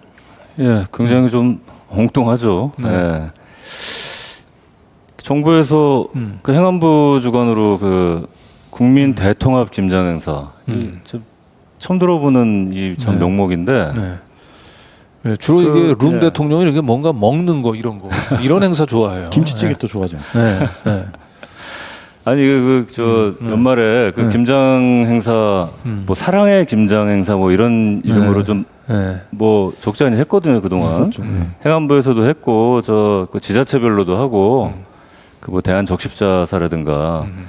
그러니까 이제 그 한꺼번에 좀 이제 모여가지고 김장을 해가지고 뭐 이제 그 취약계층 뭐 말하자면 그 좀 불우이웃돕기 그런 성격으로 이제 한 건데 이번에 처음으로 이게 국민 대통합이라는 이 타이틀을 걸고 이제 김장 행사를 하는 거예요. 이게 며칠 다음 주 월요일인가 이제 개최를 하는데 고양시 이제 킨텍스에서 한 2,000명 모인다고. 야 이게 뭐 도대체 듣도 보도 못한 또 이제 행사를 하나. 근데 이게 더더군다나 여기 이 주축이 뭐 이렇게 모으려면 또 이제 그 뭔가 이 조직 동원력이 필요하지 않겠습니까? 네. 여기에 이제 그 3대 뭐 국민 뭐 단체라 그래가지고 네, 관변 그 단체. 국민운동 3단체 이 대표적인 관변 단체죠. 자유총연맹하고 새마을운동 중앙회하고 이제 바르게 살기 운동 협의회. 그러니까 벌써 여기서 이제 딱 의심이 가는 거죠. 아니 이게 도대체 무슨 이게 도대체 김장한다고 무슨 국민 대통합이 될 것이며 이렇게 관변 단체들을 동원해 가지고 대거 이게 큰 행사를 치른다는 게 사실은 뭔가 이 내년 총선 대비해 가지고 네. 뭔가 일종의 좀 이게 조직 동원 어떤 뭐 검증이나 하여튼 예행 연습 아니냐. 네. 일단 뭐 좀 시험 가동을 하는. 그리고 여기 또 이제 공무원들도 많이 동원이 되는데 이게 굉장히 어쨌든 간에 이것도 굉장히 보여주기식의 어떤 그런 전시성 그런 행사 아니냐 이제 이런 의심이 되는 거죠. 네, 우리 그 더탐사 인시대 근원 목소리 그 방송 기억하실런지 모르겠는데 그 대선 때 상당히 윤석열을 이제 지지하는 그런 SNS 활동을 하셨던 분이 나중에 이제 그 대통령 그 실에 이제 민원을 해가지고 결국 자리를 좀 알아봐 달라고 했더니 첫 번째 그 소개했던 게 이제 바르게 살기 운동 협의회 그리고 두 번째가 이제 이쪽 자유총연맹 이쪽이었거든요. 예. 그러니까 그런 이제 지금까지 이런 단체들하고 윤석열 대통령의 이런 밀월 관계를 넘어서 굉장히 유착 관계로 가고 있는 여러 가지 지금까지 행보가 있었기 때문에 이제 더 의심이 되는 거죠 그렇게. 네. 네. 자유총연맹은 특히 이제 총선에 그 개입하기 위해서 사전 정지 작업들을 다 끝냈죠. 그래서 이제 정관에서 정치적인 그 중립 의무 이 부분들 다 드러냈어요. 그렇죠. 예. 네. 그 이명박근혜 정권 때 하도 그렇게 그런 뭐 관권 그런 뭐 집회라든가 시위 이런 데 동원이 되고 엉뚱한 짓을 많이 하니까 이렇게 정관에 정치적 중립 조항을 넣었는데 네. 이걸 또 그냥 삭제를 해버리고 그리고 뭐 무슨 자문위원이라 그래가지고 뭐 몇백 명 규모로 뭐 대거 네. 뭐 위촉을 했는데 거기 뭐 극우 아주 유튜버들 네, 그 떼거리로, 예. 미디어 분과 자문위원이라고 하는 것을 만들었는데 거기에 보수 유튜버들이 지금 대거 들어가 있죠. 예. 자유총연맹뿐만이 아니고 그 바르게 살기 운동협의회, 그러니까 이들 단체들이 다 네. 이게 다 저 그 전두환 노태우 때다 만들어진 이 네. 단체들입니다. 네. 그런데다 예, 맞습니다. 특히 문제가 여기는 다 이제 그 육성법이 다 각각 있어요. 그래가지고 이제 그 정부하고 지자체 그 보조를 받거든요 매년. 그러니까 이제 정부에서 뭔가 그 어떤 영향력이 좀 반영이 이 영향력 같은 게 이제 그 미칠 수밖에 없는데 특히나 그 코드가 맞는 이런 이 보수 정권 이제 이런 수구 정권이 들어서면은 아주 적극적으로 행동대원으로 나서는 거죠. 예. 그래서 윤석열 정권 들어가지고 이제 보조금을 팍팍 올려줍니다. 예. 이게 문재인 정부 때 이 세 개 단체 이게 총액이 한 500억대 뭐 그러다가 2021년 이제 그 615억이었는데 2022년에 731억 팍 뛰고 2023년도에 777억 원. 그러니까 이렇게 이제 그 이 보조금 이제 팍팍 밀어주면서 그러면서 이제 그 지금 잇따라서 지금 여기 행사장에 계속 참석을 하거든요. 이 자유총연맹하고 그 바르게 살기 운동협의회 대통령이 직접 가가지고 이제 뭐 축사하고 그랬는데 이런 단체 그 대통령이 직접 참석한 게 그 1999년에 그 김대중 대통령 때 이후로 한 24년 만이에요. 김대중 대통령은 아시겠지만 굉장히 어떤 그 이제 뭐 용공 뭐 빨갱이 이런 쪽으로 계속 이제 그 몰리면서 어떤 일종의 좀 레드 컴플렉스가 있었죠. 그래서 이제 DJP 연합도 하면서 이제 보수층 끌어안기라는 어떤 그런 목적을 위해서 이제 이런 단체도 찾아가고 한 건데 그들은 아무 대통령도 그런데 안 나갔는데 윤석열 대통령이 계속 연달아서 여기 참석을 합니다. 네. 예, 그러면서 이제 이렇게 그 보조금 이제 올려주고 그리고 여기에 화답해가지고 자유총연맹 아주 제일 적극적이고 바르게 살기 운동협의회 같은 경우에도 무슨 그 안에 가짜뉴스 추방운동 본부를 만들었어요. 네. 그래가지고 이거 가지고 무슨 집회도 하고 아주 정부 지금 기조에 아주 적극 발맞춰가지고 뭐 명만 주면 우리 뭐 당장 달려들겠다. 예. 네. 우리 대선 때 이제 그 윤석열 룬 대통령의 별명이 이제 빙하 타고 온 룬이었는데 이분의 그 평소 뭐 어법이라든지 아니면 이렇게 하는 그 대통령이 돼서 하는 그런 행사들 이런 걸 보면은 거의 이분의 그 사고는 그 7, 80년대에 그냥 머물러 있는 것 같아요. 이 관변 3단체가 조금 정신을 차리셔야 되는 게 요즘 우리 대통령께서 가시는 곳마다 예산이 깎이지 않습니까? 제가 오기 전에 이제 요 세 단체 행안부에서 보조금 예산을 좀 확인을 했는데 이제 올해는 아주 급증을 했는데 내년에는 다 깎였습니다. 일단 기본으로 다 깎였고 새마을 OD 공적개발원조 빼고는 다 삭감된 상태거든요. 근데 뭐 다른 쪽으로 뭐 챙겨줄 수는 있겠죠. 저희가 뭐 감시를 해야 되는 문제지만 어쨌든 참 모순인 것 같습니다. 이렇게 이용하고 또 버리고. 그런데 이제 최근에 이제 촛불 집회 이제 참석 매주 그 저희가 토요일마다 하는 촛불 집회 참석해 보면은 초반에는 그 구구 단체에서 이제 맞불 집회로 해서 이제 그 집회를 방해를 했었는데 요즘은 거의 사실은 이제 그 이 구구 단체의 집회가 그 미미해요. 그렇습니다. 근데 이제 아마 그런 것들을 보면서 더 이들은 아마 이제 좀 다짐을 하지 않았을까. 그래서 11월 27일 이 국민 대통합 이 김장 행사를 계기로 이 그동안에 좀 지지부진해 있던 이 관변단체 조직들이 다시 또 발호를 하지 않을까 몹시 우려가 됩니다. 11월 27일 이 국민 대통합 김장 대회는 한번 우리 민들레 기자들도 직접 현장에 가서 한번 현장 분위기를 한번 좀 봤으면 좋겠어요. 뉴탐사 함께 가면 재밌겠네요. 우리 현장 고발 한번 좀 기획해 보도록 하겠습니다. 자, 그 다음 소식은 이게 지금 현재 전국의 가장 뜨거운 감자가 됐죠. 우리 이정섭 수원지검 차장 검사의 이제 처남댁의 폭로로 그 동안에 이 검찰 가족으로 알려져 있던 사람들의 이 폐해 검사 를 이용한 이 일반은 호가 호의가 어느 정도인지 폐해가 어느 정도인지를 아주 적나라하게 드러났죠. 뭐 사람들은 영화를 보는 것 같다라고 말을 할 정도의 저도 뭐 처음 인터뷰 들었을 때 상당히 충격이더라고요. 우리 과거에 박근혜 정부 때 내부자들이라는 영화 나왔을 때 저희들 사실 이 청년층이나 뭐 친구들 말 들어보면은 아 이런 게 현실이겠어 했는데 진짜 현실로 일어났는데 네. 영화 더킹 나왔을 때도 이 검사를 우리 정치 검사를 좀 주제로 한 영화잖아요. 그 영화 나왔을 때도 아이고 이거 좀 과장이 심한 거 아니야라고 했는데 아 이거 진짜 있었구나 싶은 현실적인 예, 장면이었죠. 그래가지고 네. 아마 많은 시민들이 좀 충격을 받았던 것 같습니다. 인터뷰 그렇죠. 내용을 보고. 예.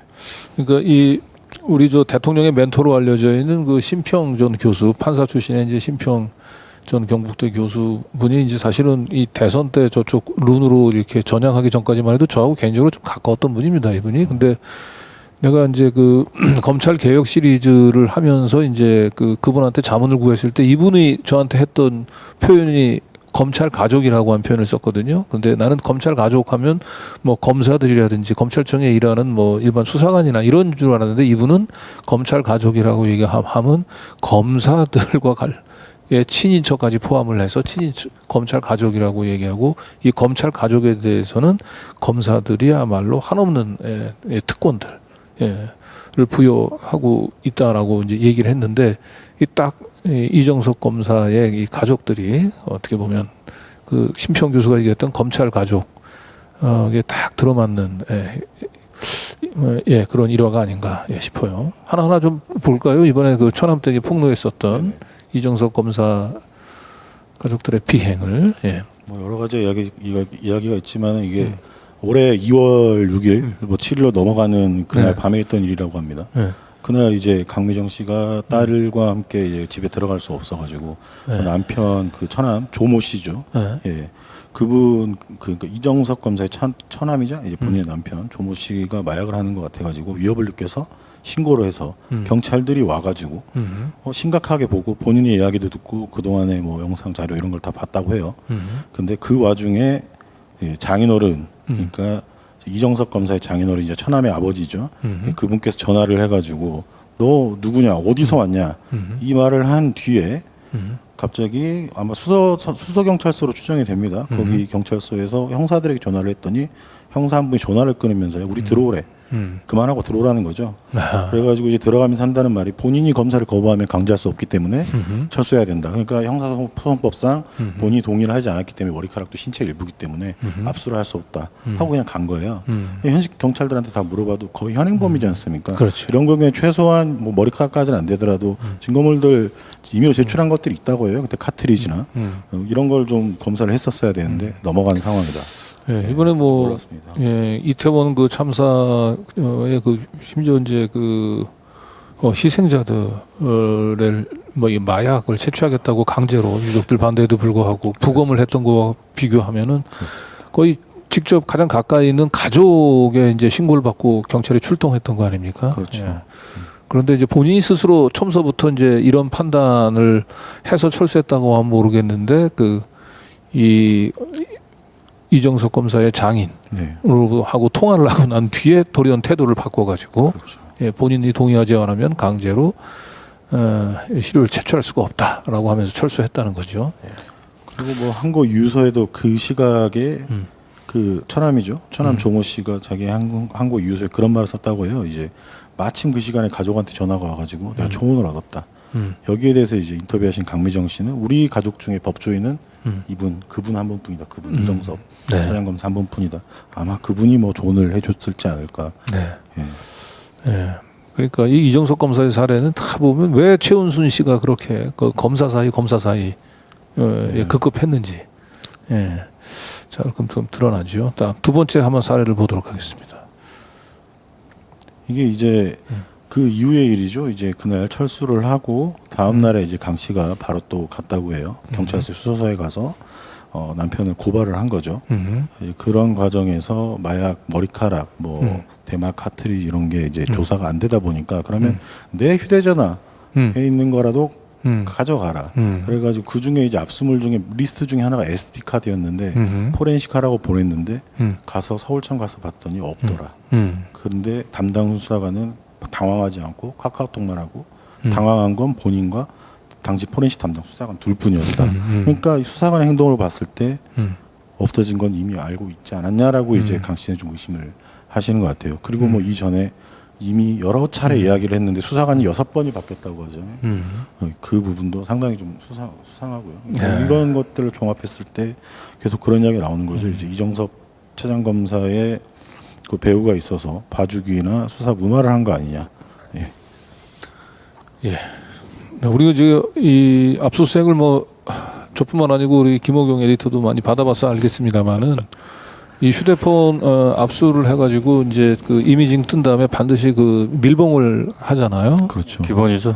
그래서 밀봉을 하고 이제 그 당사자가 입회하에 이제 밀봉을 풀고 이제 포렌식을 이제 진행을 하는데 이 경우는 이렇게 밀봉을 해서 그 보냈는데 결국 그 밀봉 안에 들어있던 SD 카드가 지금 사라졌다는 거 아니에요? 그렇죠. 그러면 이거는 보통 그 이 담당 수사관이나 아니면 뭐 이런 포렌식 담당하는 이 담당자들 입장에서는 이거 엄청나게 큰 일인 거예요, 이거. 그럼요. 이거 뭐 본인 이거 저 심할서뿐만 아니고 거의 이건 뭐 예 뭐 아주 강하게 징계를 받아야 할 상황이죠. 그렇죠. 이건 중징계가 예. 예상하는 그 범죄를 사실은 어떻게 보면 은폐하는 걸로 의심을 받을 수도 예. 있고. 증거물 오염을 막는다는 이유로 이제 밀봉을 하고 그렇죠. 처리를 하는 건데 이게 봉투가 열려 있기만 해도 이게 큰일 나는 거거든요. 그렇죠. 아예 그냥 안에 내용물이 없어졌다는 게 말이 안 그런데 되죠. 정작 이 부분들에 대해서 가장 놀랍고 두려워하고 전전긍긍하고 발을 동동 굴러야 될 수사관이 아무런 내색 없이 태연하게. 계속 카카오톡만 했다.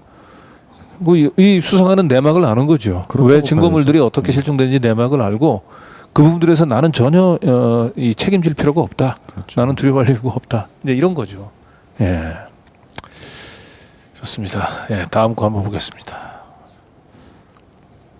다음이 가장 또 이게 언론에서 가장 이슈가 많이 되는 거죠. 리조트 접대 의혹.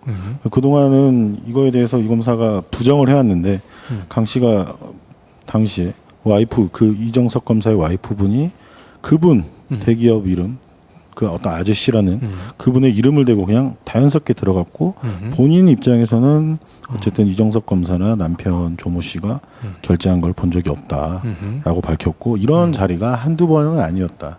여러 차례 있었다라고 하면서 뭐 그 리조트가 강촌에만 있는 게 아니고 남해에도 있고 이런 말도 하셨고 자기는 그때마다 갔고 가면 웰컴 프루트라는 그래서 과일 바구니죠. 환영합니다라고 써진 과일 바구니에 맞는 쿠폰이 두둑하게 있어서 그걸로 자유롭게 리조트 왔다 갔다 하면서 뭐 식사도 하고 기구도 이용하고 시설도 이용했다라는 거죠. 뭐 이 증언이 뭐 100% 맞다면은 이게 뭐 이 리조트가 제가 알기로는 무슨 강천 리조트였던 것 같은데 맞습니다. 거기 그 스키장도 있고 예. 그런 곳이잖아요. 예. 예. 저도 요 고향 가까이 있어가지고 사실은 여기 한번 그 놀러 가보려고 난 예약을 시도했는데 저는 여기 예약 잘 안 돼요. 예, 힘들어요. 그럼요. 예. 그런데 여기는 그냥 뭐 사전에 예약도 없고 또 심지어는 그 숙박비도 내지 않고 그냥 그대로 크리스마스라서 뭐 문 닫았을 때라는 거 아닙니까? 예, 그렇죠. 크리스마스로 문 닫았을 네. 때. 거기다가 이제 집합 금지가 내려졌는데 단독으로 스키장을 또 이용하시고. 그러면 그 스키장을 혼자 그 전세 낸 거네요, 그러니까. 그렇죠. 그 영화에서 보면 보통 재벌이 하는 거죠. 네, 황제 스키라고 보통 얘기하죠. 이렇게 그렇죠. 제설을 딱 한 상태에서 아무도 그 슬로프를 밟지 않은 상태에서 쫙 내려고. 보통 그 이건희 뭐 삼성 회장이나 이런 분들이 그런 분들이 일화가 많이 전해지죠. 스키장 리프트도 정지돼 있는 상태였고 네. 그 처음에 이 강씨 그 천암댁 이분은 원래 안 가려고 그랬는데 애도 아프고 그래서 근데 이제 굳이 이제 뭐 같이 가자고 이제 뭔가 같은 그 끌고 간 이유 중에 하나가 아무도 안 밟은 이제 그런 눈에서 같이 우리끼리 뭐 애들 눈썰매 태우고 이제 뭐 놀자. 우리밖에 이제 그 거기를 쓰는 사람이 없으니까 그래서 같이 가자고 꼬드긴 거죠. 예. 그 이러니까 이 저 권력층에 그 목마른 사람들은 검사 사위를 두려고 하는 거죠.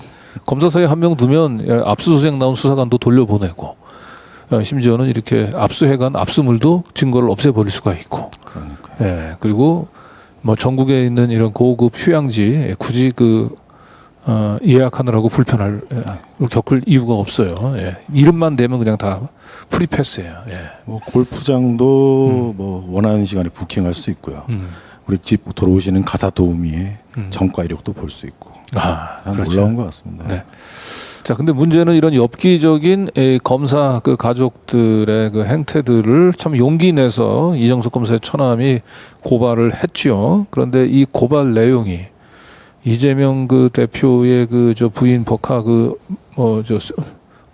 뭐 소고기 몇십만 원 먹은 거는 막 근 한 달간 지난 대선 과정 때 참 하던 언론들이 거의 기사가 안 보였네요.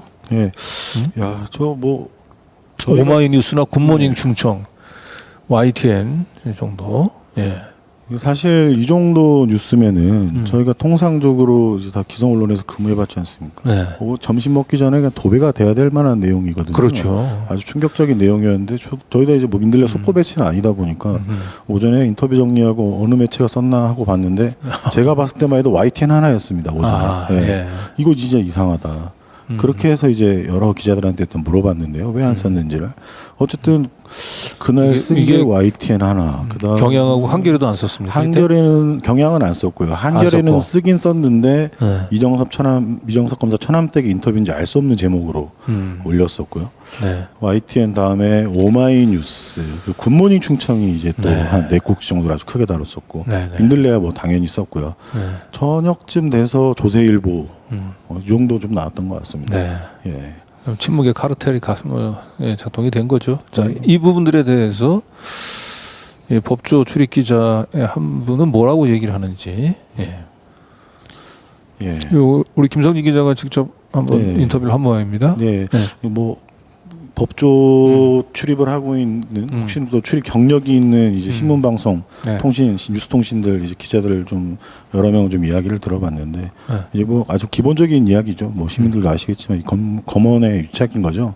가불관계다. 심지어 이제 이정석 검사 같은 경우에는 공정거래조사부장 서울중앙지검에서 그래가지고 이제 제게 저승사자라고 불렸던 분이다. 저도 이번에 처음 알았는데 이제 그러다 보니까 경제지들이 돌아가면서 이정석 검사 띄워주는 기사를 냈다고 하는 거예요. 그 정도로 이제 기자들 사이에서는 이정섭이 아주 핵심 취재원이었다. 그래서 좀 손대기 어려운 거고 자기들이 이런 기사를 일방 논리만 듣고 써버리면은 방검 기자로 찍히면 나는 이제 취재를 할 수 없다. 네. 그러니까 좀 하기 어렵다. 이런 것도 있었고요. 또 추가적으로 이야기를 하자면 참 이 그동안 이 법조 기자들이 검찰의 일방 주장에 대해서 거의 중계식 경마식 보도를 해왔지 않습니까? 근데 왜 이 강 씨 인터뷰는 얼굴까지 공개하고 실명까지 공개하고 아주 상세하게 이야기를 했는데 다루지 않느냐라고 물어봤더니 일반인이라 검증이 안 돼서라고 했거든요. 검증은 뭐 자기들이 하는 거지 뭐 자기네들은 가만히 앉아서 그렇죠. 예. 말이 안 되고요. 그거는 예. 그렇죠. 거기다가 또 추가로 김어준 씨에 대한 또 불만을 이야기를 하더라고요. 그 편견. 왜 CBS 김현정의 뉴스쇼에 나왔으면 모르겠는데 김어준의 겸손인들도 뉴스공장에 나왔기 때문에 이건 정치 편향이다라는 식의 거의 발언이었거든요. 네. 그래서 뭐 오염이 됐다라고 보는 것 같아요. 기본적으로. 근데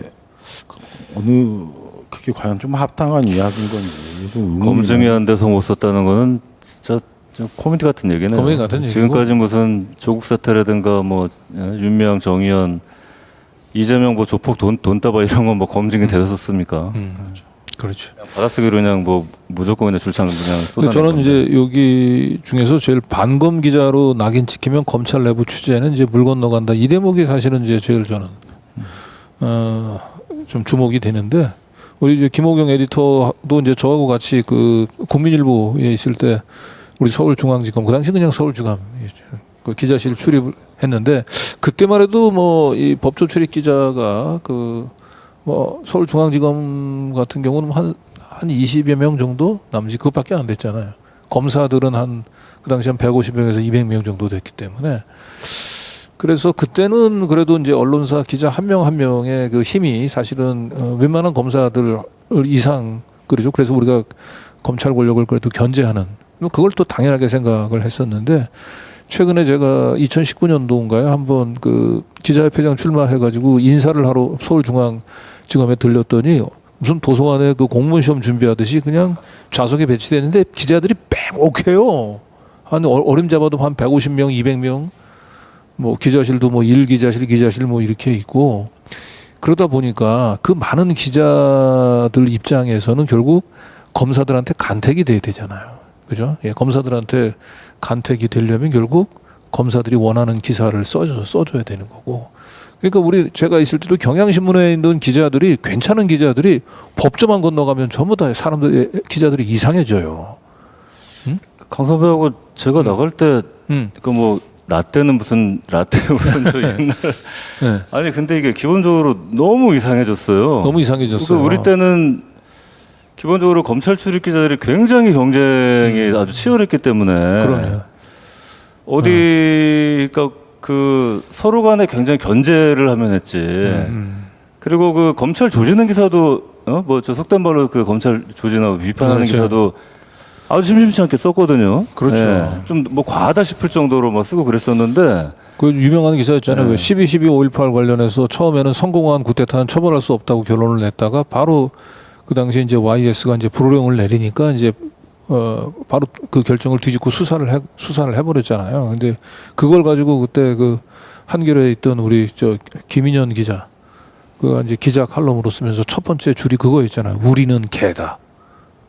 그래서 검사들의 그 이 자괴감을 또 검사들 그 정치 검사들의 행태를 우리는 개다라고 하는 걸로 표현할 정도로 그 당시에 그 기자들은 사실은 이 칼날이 서 있었어요. 근데 요즘은 제가 가보니까 그냥 뭐 검사들이 이렇게 뭐 먹이 주면 이렇게 달려드는 그 이 닭대들처럼 거의 기자들 수준이 그 수준이 됐더라고요 보니까. 그 주요 검사들 상대로 물론 취재 경쟁도 치열했지만 사실은 외곽 취재가 더 중요했죠. 예, 뭐 저기 사건 당사자들이나 변호사들이라든가. 지금은 이게 완전히 그냥 말 그대로 카르텔이 돼가지고 예. 받아 쓰는 데만 아주 그냥 그러니까요. 지금 뭐 아주 거기에 급급해 있고 이 여기서 벗어나서 이제 일종의 뭔가 같은 그 검찰에 이렇게 고분고분 따르지 않고 뭐 이렇게 불러준 대로 안 쓰면은 네. 뭐 찍혀가지고 뭘 먹잇감을 못 받는다는 식의 그런 이런 거예요. 사고 방식이 이제 팽배해 있다는 게 그러니까 오로지 제일 네. 중요한 거는 이제 신문사 뭐로 치면은 독자들이 아니고 검사들이에요. 그냥 일반. 그죠? 제 기사에 대해서 가장 자기 기사를 쓰면서 제일 눈앞에 아른아른거린 사람이 내 기사에 대해서 그 검사님이 어떻게 평가를 할까. 특히 우리 한동훈을 그래서 편집국장이라고까지 얘기를 하고 그랬지 않습니까? 자, 어쨌든 법조 기자들 얘기는 이제 이 정도 짚고 지금 저 난리가 난 곳이 사실은 뭐 한두 곳이 아닙니다만 KBS, KBS도 지금 뭐 이만저만이 아닌데 그 KBS 기자들 그 내부 게시판 이런 데 올라가서 쓴 글 보니까 야, 우리가 이거 이런 식으로 하면서 기자 생활을 해야 되느냐라는 자조, 푸념이 지금 넘쳐나더라고요. 근데 우리 박민 기자가 박민 기자라네요. 이제 박민이 이제 KBS 사장이 됐죠. 박민 그분도 이제 법조 출입 기자고 우리 저기 김호경이었다고 저하고 예. 같은 기자실에서 그분 참 술 좋아하셨는데 결국 술로 문 대통령에게 잘 보이셔가지고 KBS 사장까지 되셨어요. 술도 술이고 뭐 문화일보에서도 아주 그 중에서도 아주 악명 높은 친검 기본적으로 친검 저 코드가 맞는 거죠. 네. 예.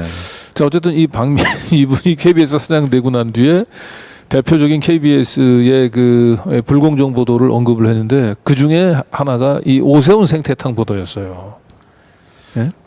이게 그 오세훈 박영선 후보 붙었던 그 이제 서울시장 보궐선거 이것도 이제 뭐 정치 기사에서 좀 파생이 된 건데 박민 사장 가가지고 지금 뭐 가자마자 아주 그냥 난장판이 벌어지고 있는데 이 취임하자마자 또 대국민 사과 기자회견을 또 했어요. 그래서 뭐 임원들하고 같이 나와가지고 이제 고개 숙이고 했는데 아 우리 공영방송이 공정성을 훼손해서 이제 국민들 신뢰를 이렇게 크게 잃어버렸다. 그러면서 이제 4가지 뽑은 중에 이제 대표 사례 그 중에 이게 오세훈 시장 생태탕 의혹 보도. 그러니까 이거를 이제 불공정 편파 보도로 딱 그 이제 규정을 하고 바로 그날 그 이제 뉴스9 9시 뉴스 KBS 간판 뉴스 여기서도 이거를 이제 그 뭔가 이 그런 불공정 훼손 보도의 그 주범으로 지목을 해가지고 그 새로 저기 또 그 발탁된 그 박장범 앵커가 아 이게 뭐 하여튼 뭐 단시일 내 진실 규명이 어려운 사안을 선거 기간에 보도해서 선거에 영향을 미치려고 했다. 아, 그런 비판이 나왔다. 야 이거 참 정말 기자 생활에서 정말 듣도 보도 못한 이런 기준들인데 이렇게 정말 서울시장이나 무슨 대통령 선거 이런 수많은 시민의 삶과 이제 직결되는 이런 중대한 선거를 치르면서 여기에 나온 주요 후보들에 대한 검증 보도는 이걸 뭐 새삼 얘기하기도 참 민망한 이제 언론의 당연한 책무죠. 네. 예. 그리고 이 생태탕 보도를 한 기자들이 뭔가 이렇게 정치적 중립을 뭐 저버리고 어떤 개인의 어떤 그런 정치적인 뭐 어떤 그런 성향 때문에 선거에 영향을 미치려고 이제 보도를 한 것이다. 그 아무 어떤 근거도 없거든요. 그렇지. 예. 이런 게 굉장히 그냥 귀에 걸면 귀걸이, 코에 걸면 코걸이식으로 그냥 근데 이게 예, 어쨌든 중요한 건 이 오세훈 생태탕을 이제 불공정보라고 이거 가짜 뉴스라고 자꾸 얘기하는 이유가 결국 오세훈이 결국 이거로 선거법 위반으로 처벌받지 않았어요. 결국 불기소가 됐죠. 예, 그러니까 선거법 위반으로 처벌받지 않으니까 오세훈은 그 결국은 이제 그 처가가 보유하고 있는 땅을 이제 그 그린벨트에서 해제할 당시에 이제 현장에 갔었다라고 얘기하는 다수의 그 현지 그 주민들의 증언이 있었음에도 이걸로 처벌받지 않았기 때문에 허위사실을 유포하지 않은 거 아니냐. 그리고 선거법으로 처벌받지 않았으니까 결국 주민들의 증언이 잘못된 거다. 그렇죠. 이제 이렇게 예. 생각하기 쉬운데 검찰 수사 결론은 그렇지 않았다는 거죠. 그렇죠. 이게 네. 뭐 저널리즘의 원칙으로나 명예훼손을 판단할 때 그 법리로나 앞에 뭐 박민이나 박장관 앵커가 어디서 듣도 보도 못한 이유를 대면서 이걸 불공정 뭐 편파 보도라고 했는데 이게 그 한 세 가지 정도 이제 그 주요 관건이 있죠. 이게 공공의 이익에 관한 사안이냐, 사실이라고 믿을 만한 상당한 이유가 있느냐, 그 사실 확인을 위해서 충분히 노력을 했느냐 이런 거거든요. 그러니까 KBS의 그 일련의 보도는 말씀대로 당시에 서울시장 보궐선거라는 이제 중요한 선거 과정에서 그 유력한 그 오세훈 서울시장 후보 부인하고 처가가 그 소유했던 그 내곡동 땅이 이제 그 보금자리 주택지구라고 여기에 지정이 되고 토지보상금을 이제 36억 원 이상을 이제 받습니다. 이런 게 이제 오세훈이 서울시장이 되고 나서 그런 어떤 셀프 보상 아니냐, 애초에 그 투기 목적 아니었느냐, 이런 과정, 이런 공공의 이익에 관한 사안이 이게 쟁점이 됐기 때문에 이런 검증 보도를 들어간 거예요. 그 과정에서 말씀대로 이제 이 오세훈 후보 그 처가 그 땅에서 이제 경작을 하던 여러 명의 이제 경작인들이 그 당시에 오세훈 시장이 그 유명인이니까 뭐 선글라스 끼고 뭐 어떤 복장에 대해서도 굉장히 서로 이제 통일된 진술을 하고 특정 브랜드까지 나왔었죠. 예, 그렇죠.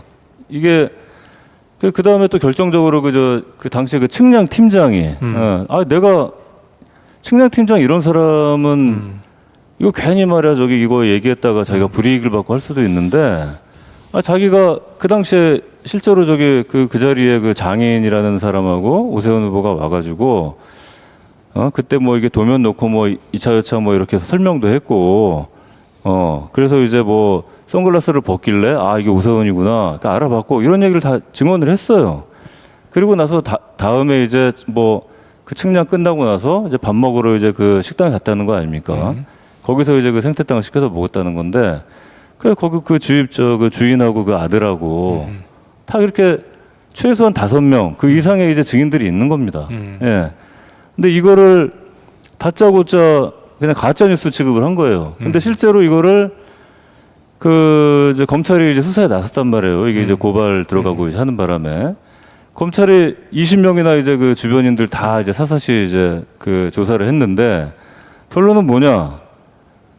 그 경작인 측량팀장 그 생태땅집 그 모자 이분들 다 아주 구체적이고 일관되게 진술을 하고 있다.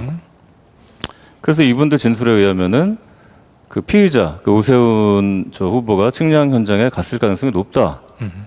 그래서 이 양반이 그 토론회 나와가지고 그 서울시장 후보 토론회에서 그 박영선 후보가 이제 갔느냐 안 갔느냐 물어보니까 자기는 안 갔다. 그러나 기억 앞에서는 겸손해야 된다. 아주 애매한 뭔가 빠져나갈 구멍을 만드는 듯이 그렇게 답변을 했죠. 근데 네. 안 갔지만 내 기억이 잘못됐을 수도 있다 이런 식으로.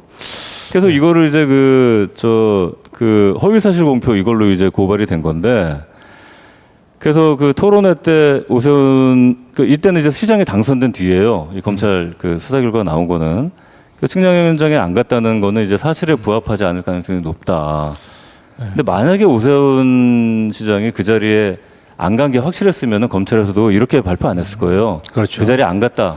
그래서 이거는 이건 뭐 무혐의 뭐래거나 하여튼 사실을 무고한 거다. 이런 식으로 나왔을 텐데 아마 간 걸로 파악을 하고 갔을 가능성이 높다고 이렇게 얘기한 거죠. 예, 갔을 가능성은 높지만 이게 그렇다고 법적으로 처벌을 할 수는 없기 때문에 그래서 이제 불기소를 한 겁니다. 예. 네. 어쨌든 이 오세훈 그 생태탕 그 보도에 있어서의 그 교훈은 사실 제대로 된 교훈을 주려면 사실은 이렇게 지금 KBS 박민 사장 쪽에서 주장하는 대로 선거를 며칠 앞두고 그 검증이 어려운 보도는 하지 않는 게 능사가 아니에요. 그렇잖아요. 지금 결과적으로 오세훈 생태탕 보도가 이게 불공정 보도로 낙인이 찍힌 결과가 뭡니까? 이제 앞으로 오세훈처럼 그 민감한 그 현안 마땅히 딱 CCTV 같은 그런 증거가 없다면 공직 후보자는 일단 부인하고 보자는 거죠. 일단은 부인하고 당선만 되고 나면 그 다음에는 아무런 일도 없고 또 언론들이 알아서 내가 어떤 의혹을 인정하지 않으면 전부 의혹을 보도했던 걸 전부 다 가짜 뉴스로 하고 낙인을 찍어주고 또 반대로 또 언론들 같은 경우는 자꾸 이렇게 오세훈 생태탕 이런 부분들이 자꾸 연상이 되면서 뭔가 그 공직 후보자의 그 도덕성을 검증하기 위한 보도들 이거 자꾸 위축될 수밖에 없는 거예요. 완벽한 증거가 없으면 우리는 보도 못합니다. 결국은 이렇게 되면 언론 보도의 위축을 가져오고 거짓말로 자꾸 이렇게 유권자들을 속이는 유권자들의 이런 이 어떤 공직 후보자들의 이 거짓말들은 날로 기승을 부릴 수밖에 없고 이건 누구를 위해서도 사실은 이게 도움이 되지 않는 지금 이 오세훈 생태탕 보도를 징벌적으로 이렇게 접근하고 있는 이 박민 사장의 태도는 정말 심각한 문제가 있는 것 같아요. 사실 그때 서울시장, 부산시장 보궐선거 때 주요 언론들, 기성 언론들 행태가 사실 그랬죠. 네, 그렇죠. 아주 소수 언론들이 당시 이제 열린공감 시절이었던가요?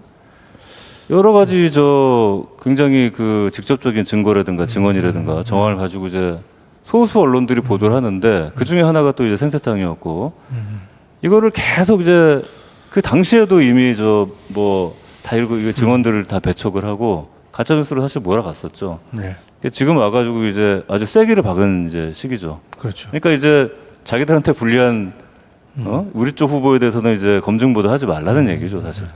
네, 이게 오세훈 생태탕 보도가 이게 또 가짜 뉴스로 낙인을 찍히다 보니까 이런 이게 이제 그 정치평론가 유창선 씨의 발언인 것 같은데요.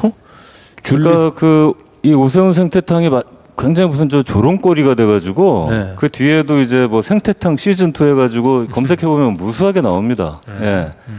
근데 그 중에 하나인데 이걸 빗대가지고 이제 아니 십몇 년 전 일을 어떻게 기억을 하느냐 말도 안 된다. 그 오세훈 생태탕도 엉터리지만 이 직원들도 줄리봤다는 거는 이건 거의 초윤적이고 이게 어떤 사람의 능력이나 어떤 경험상으로 봤을 때 이거는 이제 있을 수 없는 일이라고 저렇게 단정을 하는 거예요. 그러니까 이게 줄리를 봤다고 목격하면 저게 초인적인 기억력인가? 누구나 십몇 년 전에 일반적인 일들은 기억하기가 어려워요. 근데 아주 특별한 기억은 강렬하게 남아 있죠. 이쪽 내곡동에 농사를 짓고 사는 주민들 입장에서는 그곳에 페라가모 구두를 신고 하얀 백바지를 입고 유명 인사가 오세훈 같은 유명 인사가 왔다 갔는데 그게 왜 기억하는 게 어렵습니까? 그리고 줄리도 마찬가지잖아요. 우리 그 세노니 같은 경우는 이 사채 일수를 받으러 그 나이트클럽에 갔는데 거기서 이 마주 앉았었던 소개를 받았던 여성이 대학생이라는 거 아니에요? 그 당시까지만 해도 90년대 후반이니까 대학생들이 그런 나이트클럽에 가지고 와서 그런 일들을 한다고 얘기하면 강렬하게 꽂힐 수밖에 없죠. 안혜욱 회장도 그렇고 기억할 수밖에 없는 어떤 특별한 그런 장면들 상황들이 있었죠. 그러니까 안혜욱 회장님은 그 나이트클럽도 아니고 6층 조 회장 집무실 주변에 그런 어마어마한 연회장이 있으려고 상상이나 했겠습니까? 그런 곳에서 소개받았던 여성 그리고 그걸 한 번도 아니고 무려 13번이나 만났다고 본인 기억에만 그 정도인데 그러면 기억을 못하는 게 이상한 거죠. 그렇죠. 그걸 기억을 하는 걸 왜 초인적인 기억이나 그러니까 오래전 일이면은 무조건 백지 상태가 돼야 된다. 물론 이제 오래되면 기억이 좀 희미해지고 디테일 같은 게 잘 기억이 안 나지만 그건 일반론이고 이게 저는 인지심리학이라는 분야도 있고 이제 사람이 기억이라는 게 그 단기 기억도 있지만 또 이제 오랫동안 저장되는 그 장기 기억이라는 게 또 있지 않습니까? 네. 그런 어떤 특별한 기억들이 다 있단 말이에요, 누구나. 네, 예. 제가 뭐 지난번에도 한번 소개를 했습니다만 부끄러운 기억이긴 합니다. 부끄럽지도 않죠. 근데 제가 80년도 대학에 입학해가지고 그 엄혹한 시절에 전두환 군사독재 시절에 제가 1학년 1학기 때 그 연세대 갔던 우리 저 고등학교 친구가 자기 과 여학생을 미팅을 시켜주고 첫 번째 미팅을 제가 연세대학교 앞에 독수리 다방이 있어요. 독수리 다방 앞에 독수리 다방 그 옆에 또 그 하이델베르크라고 뭔가 있었는데 거기서 제가 미팅을 했었는데 저 미팅했던 그 여학생 모습도 어렴풋이 기억을 합니다. 그것도 벌써 몇 년이에요. 10몇 년이에요. 벌써 한 30년 가까이 되는 일들이 기억이 나거든요. 그런 특별한 이벤트는. 저도 갑자기 기억이 나네요. 지금 뭐 우리가 멀리 갈 것도 없이 방송 중에 벌써 두 분이 지금 법조 시절에 박민 그럼요. 사장을 만났던 이야기를 벌써 네. 그 집어냈는데 그러니까 그 당시에 그 당시에 뭐 미팅을 했거나 소개팅 딱 한 번밖에 안 봤는데도 그 당시에 여러 가지 특징이 기억이 나요. 예. 그리고 저는 이제 박민 KBS 사장님이 법조 기자들 뭐 같이 이렇게 어울려서 술을 먹을 때 항상 술 먹고 나서 눈 깜빡깜빡거리면서 말 이상하게 하는 그 습관이 있거든요. 다 기억나요, 저 지금. 예, 그 특별한 기억이 아니에요. 자, 어쨌든 이렇게 오세훈은 결국 거짓말로 제가 보기엔 거짓말이에요. 이게 그 현장에 안 갔다라고 하는 건. 예, 그래서 유명한 얘기를 남겼죠. 예. 이게 그 당시 KBS 보도였는데 측량 현장에 오세훈 후보 나오셨다. 아 그렇죠. 예. 이게 그 당시에 예. 이제 주민들 측량 팀장의 예, 그 증언이었네요. 1년에 그 당시에 그 목격담 예, 증언들 중에 대표적인 또 증언이죠. 예. 예, 측량이 거의 끝날 때쯤 하얀 티셔츠 입으시고 까만 선글라스를 끼고 오셨다. 예. 네. 이게 이제 다른 저기 그 주민들 통해서도 다 공통된 기억들이잖아요. 이런 좀. 예, 그런데 이걸 오세훈 아주 유명한 얘기죠. 기억 앞에서는 겸손해야. 저건 뭔 얘기입니까? 저건 기억 앞에서는 겸손해야 돼. 또 저 말만 남기고 오세훈은 그러니까 안 갔지만 다만 기억 앞에서는 겸손해야 된다. 갔을 수도 있다는 얘기예요. 그러니까 빠져나갈 거예요. 구멍을 만든 거죠. 네. 본인이 더 기억을 잘 못하시는 것 같은데. 내 기억이 잘못됐을 수도 있다는 얘기를 이제 저렇게 한 거죠. 네. 자, 요 다음 소식은 정말 그 민들레 그 기사 가운데서 정말 왜 민들레가 존재해야 되는지 필요한지를 아주 상징으로 보여준 기사인데요. 한번 좀 보도록 할까요? 예. 우리 김성진 기자가 직접 현장 취재를 했던 것 같죠. 예. 지난번에 17일 날에 이제 종로 보신각 앞에서 많이 보셨을 겁니다. 아마 시내로 출퇴근하신 시민분들은 이 신발을 쭉 깔았었는데 당초에 뭐 3,000켤레였는데 다 깔지 못해서 2,000켤레 신발을 이렇게 화면으로 한번 볼까요? 예. 저렇게 설치해 놓고 이게 보신각 앞이니까 그 민들레 말고 다른 기자들도 많이 봤을 거 아닙니까? 저걸. 예, 그렇죠. 그러면 저 사연들을 좀 취재해서 보도를 할 수 있었는데 많이 안 나왔습니다. 사실 그림을 따기 위해서 이제 뭐 카메라나 ENG 기자들 좀 오셨고 팬 기자 중에서는 한국일보 제가 평소에도 현장을 가면 이런 현장 특히 이제 외면 받을 것 같은 현장에 누구가 오는지 어느 매체인지를 좀 확인을 해보는 편이거든요. 그러니까 우리는 항상 이스라엘의 시각에서 이제 그 중동 그 사태를 전달하는 데 익숙해져 있다 보니까 이 팔레스타인 난민들 입장에서 이런 애틋한 이 사연들 이걸 참 우리 민들레에서만 볼 수 있다라고 얘기하는 게 좀 안타깝긴 해요. 참 그리고 이게 우리만 이렇게 특출난 게 아니라 미국, 영국, 프랑스, 독일, 뭐 스페인, 이탈리아 할 거 없이 이렇게 전 세계 지구촌에서 깨어 있는 시민들이 팔레스타인의 희생자에 대해서 그만 이스라엘에게 공격을 좀 멈춰라. 벌써 지금 만 47일 만에 1만 5천 명 이상 됐다고 해요. 그 중에 뭐 70% 이상은 이제 노약자죠. 뭐 노인, 어린이 뭐 이렇고 여성이고. 네, 어쨌든 이번에 그래서 연대 목소리를 내고 이 신발 이제 그 2,000켤레가 결국은 이번에 이스라엘 그 팔레스타인 전쟁에서 희생당했던 그 희생자들을 이제 상징하는. 그리고 요거는 이제 희생자 명단을 또 쭉 우리 민들레가 그 이태원 참사 희생자들 같이 기억하자라고 적었듯이 뭐 비슷한 취지의 기획이었던 것 같은데. 갔더니 그거를 이제 주최 측에서 펼침막을 통해 가지고 쭉 해놨었는데 수천 명의 이제 희생자들 보면 뭐 영세 이렇게 써진 것들이 있어요. 참 이름 하나하나를 저희가 알아보라 읽을 수는 없는데 참 안타깝더라고요. 그리고 뭐 뒤에 보면은 여기는 이제 사진이 원체 길다 보니까 현수막이 다 찍지는 못했는데 이제 시체 훼손이 너무 커가지고 아하. 신원 확인이 안 된 사람들도 다 표시를 해놨거든요. 이름 하나하나를 못하니까 그냥 숫자로만 그런 것도 있고. 희생자 명단 뒤에 이제 그 나이가 적혀 있었는데 나이가 0으로 적혀져 있는 네. 희생자도 있었다고 했죠. 예. 네, 참 안타깝습니다. 예. 그날 또 보니까 이 팔레스타인인 아벳이라는 분인데 저희가 이제 일부러 얼굴을 안 나오게 사진 저렇게 일단 했는데 저분도 오셔가지고 잠깐 인터뷰를 했거든요. 한국 그 민주 시민이라고 표현을 하더라고요. 네, 한국 민주 시민들께서 이스라엘의 어떤 프로파간다를 듣지 말고 이 가자 지구의 이 우리 팔레스타인인의 목소리를 좀 들어달라. 특히 한국 미디어가 그렇게 해서 우리가 원하는 거는 결국엔 평화로운 삶이다. 더 이상 좀 공격하지 말고 우리 평화를 좀 지켜달라. 아무래도 전 세계에서 같은 목소리를 내고 있는 만큼 우리가 뭐 우리 시민사회도 좀 연대해서 같이 좀 목소리를 내서 좀 힘을 냈으면 좋겠고 요게 이제 오늘 26일 날 일요일 날에 오후 2시에 그 이스라엘 대사관 주한 이스라엘 대사관 인근이 저기 그쪽이더라고요. 청계천 무교동 사거리 쪽에서 또 이번에 집회가 있거든요.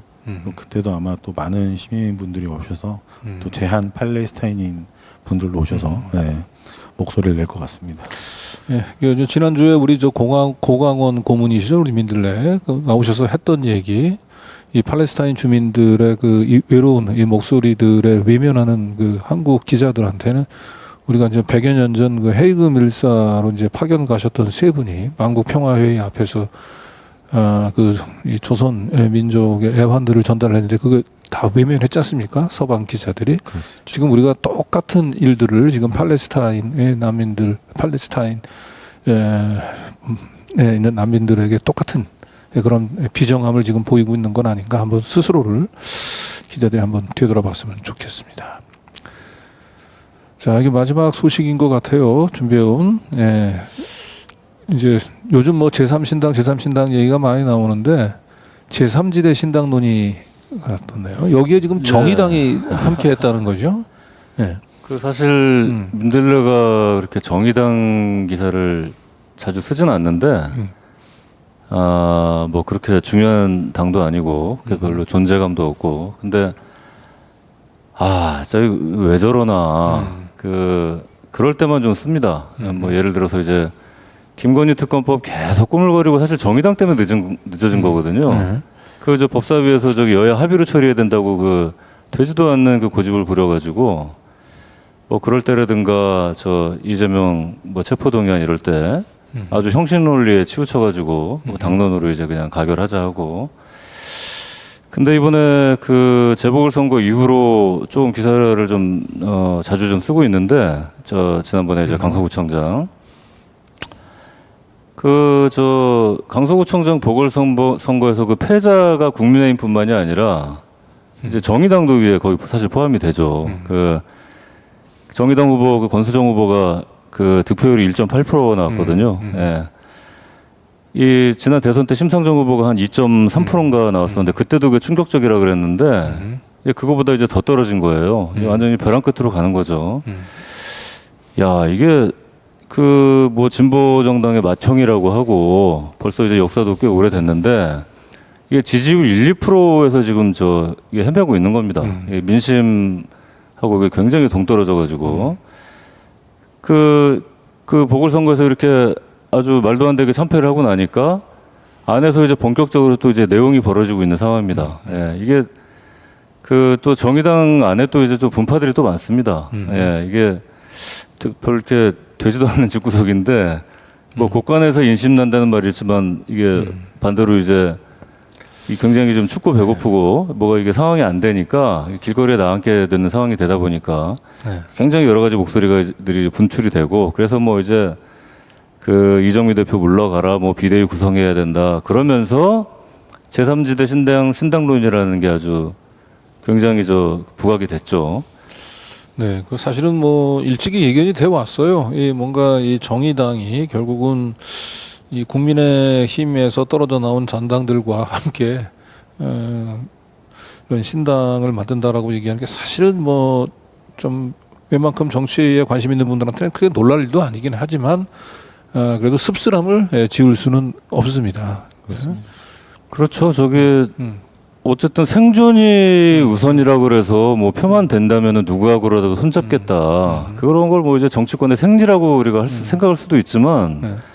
그 명색이 그 진보 정당 아닙니까? 그렇죠. 그 민주당도 뭐 가짜 진보니 무슨 저 네. 보수 내지는 뭐 끼케야 중도 보수로 취급을 하고 뭐 저기 뭐 자유주의 개량주의적 뭐 우파 정당이다 해가지고 사실 국민의힘하고 그냥 도끼 객긴으로 이렇게 취급을 하거든요. 이런 사람들이 제3지대 신당이라 그래가지고 거기에 이준석도 좋다, 금태섭도 좋다, 양양자도 좋다. 이게 그럼 무슨 진보 정당이냐?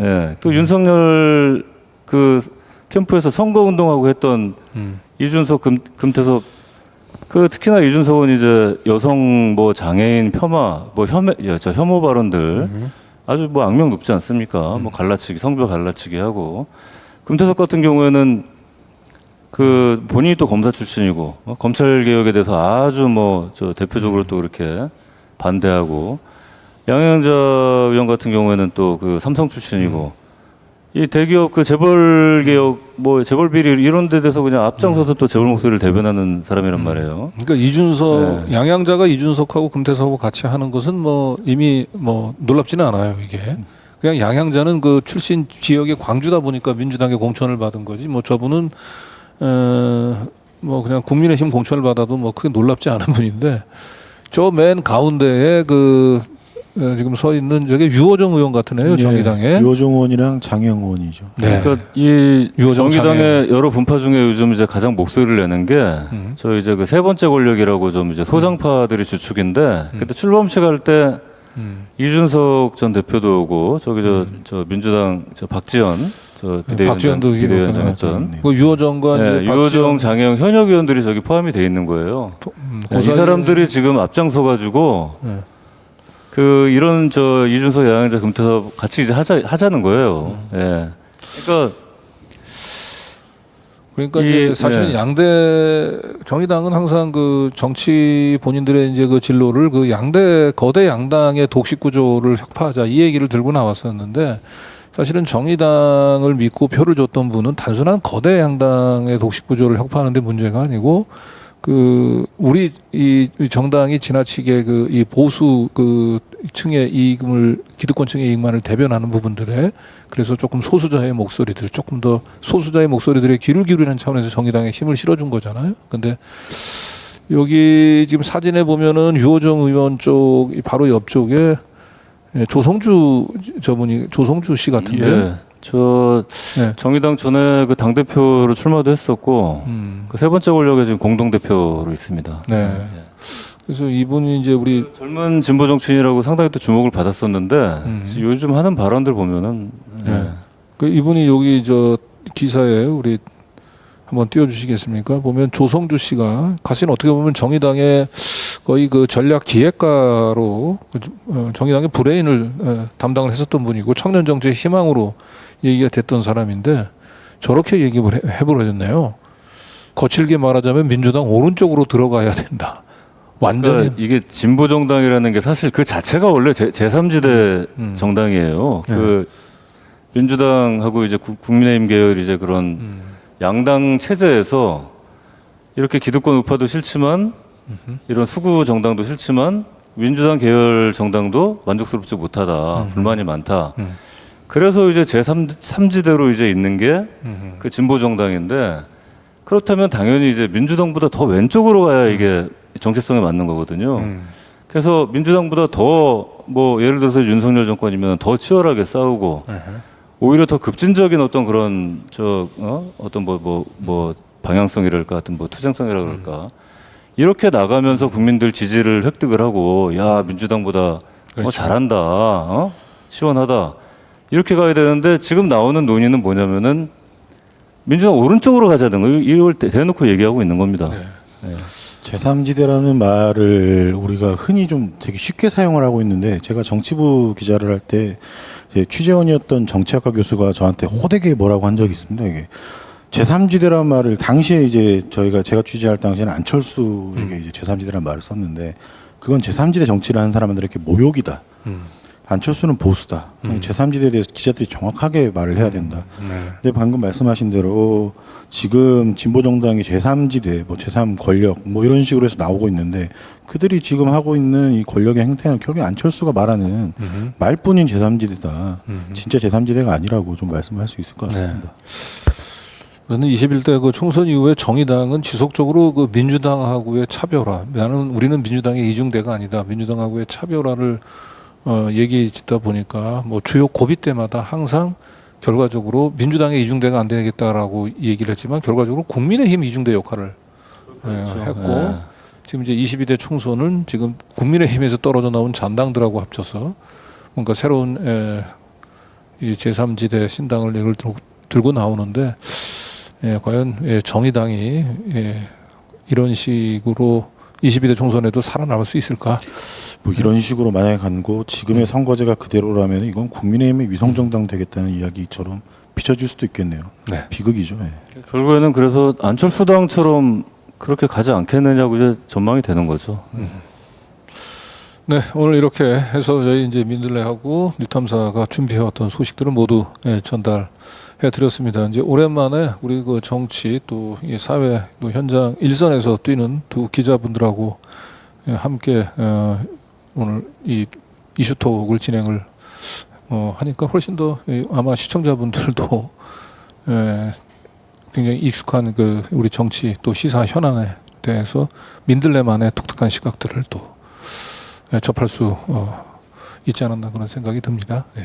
두 분 좀 더 자주 시간을 내서 좀 참석 요 이슈톡에 우리 시청자분들한테 좀 자주 선보였으면 좋겠습니다. 저희가 뭐 오랫동안 팬기자만 해가지고 사실 방송에 이렇게 체질은 아닌데 앞으로 좀 자주 출연하도록 하겠습니다. 뭐 방송의 스킬보다 중요한 건 이제 방송의 진정성이고 민들레의 텍스트로만 보던 민들레 그리고 바이단으로만 익숙해져 있었던 이렇게 기자들을 이렇게 직접 이렇게 유튜브를 통해서 실시간으로 또 이렇게 시청자들하고 소통하는 것도 그 자체로 또 의미가 있는 것 같습니다.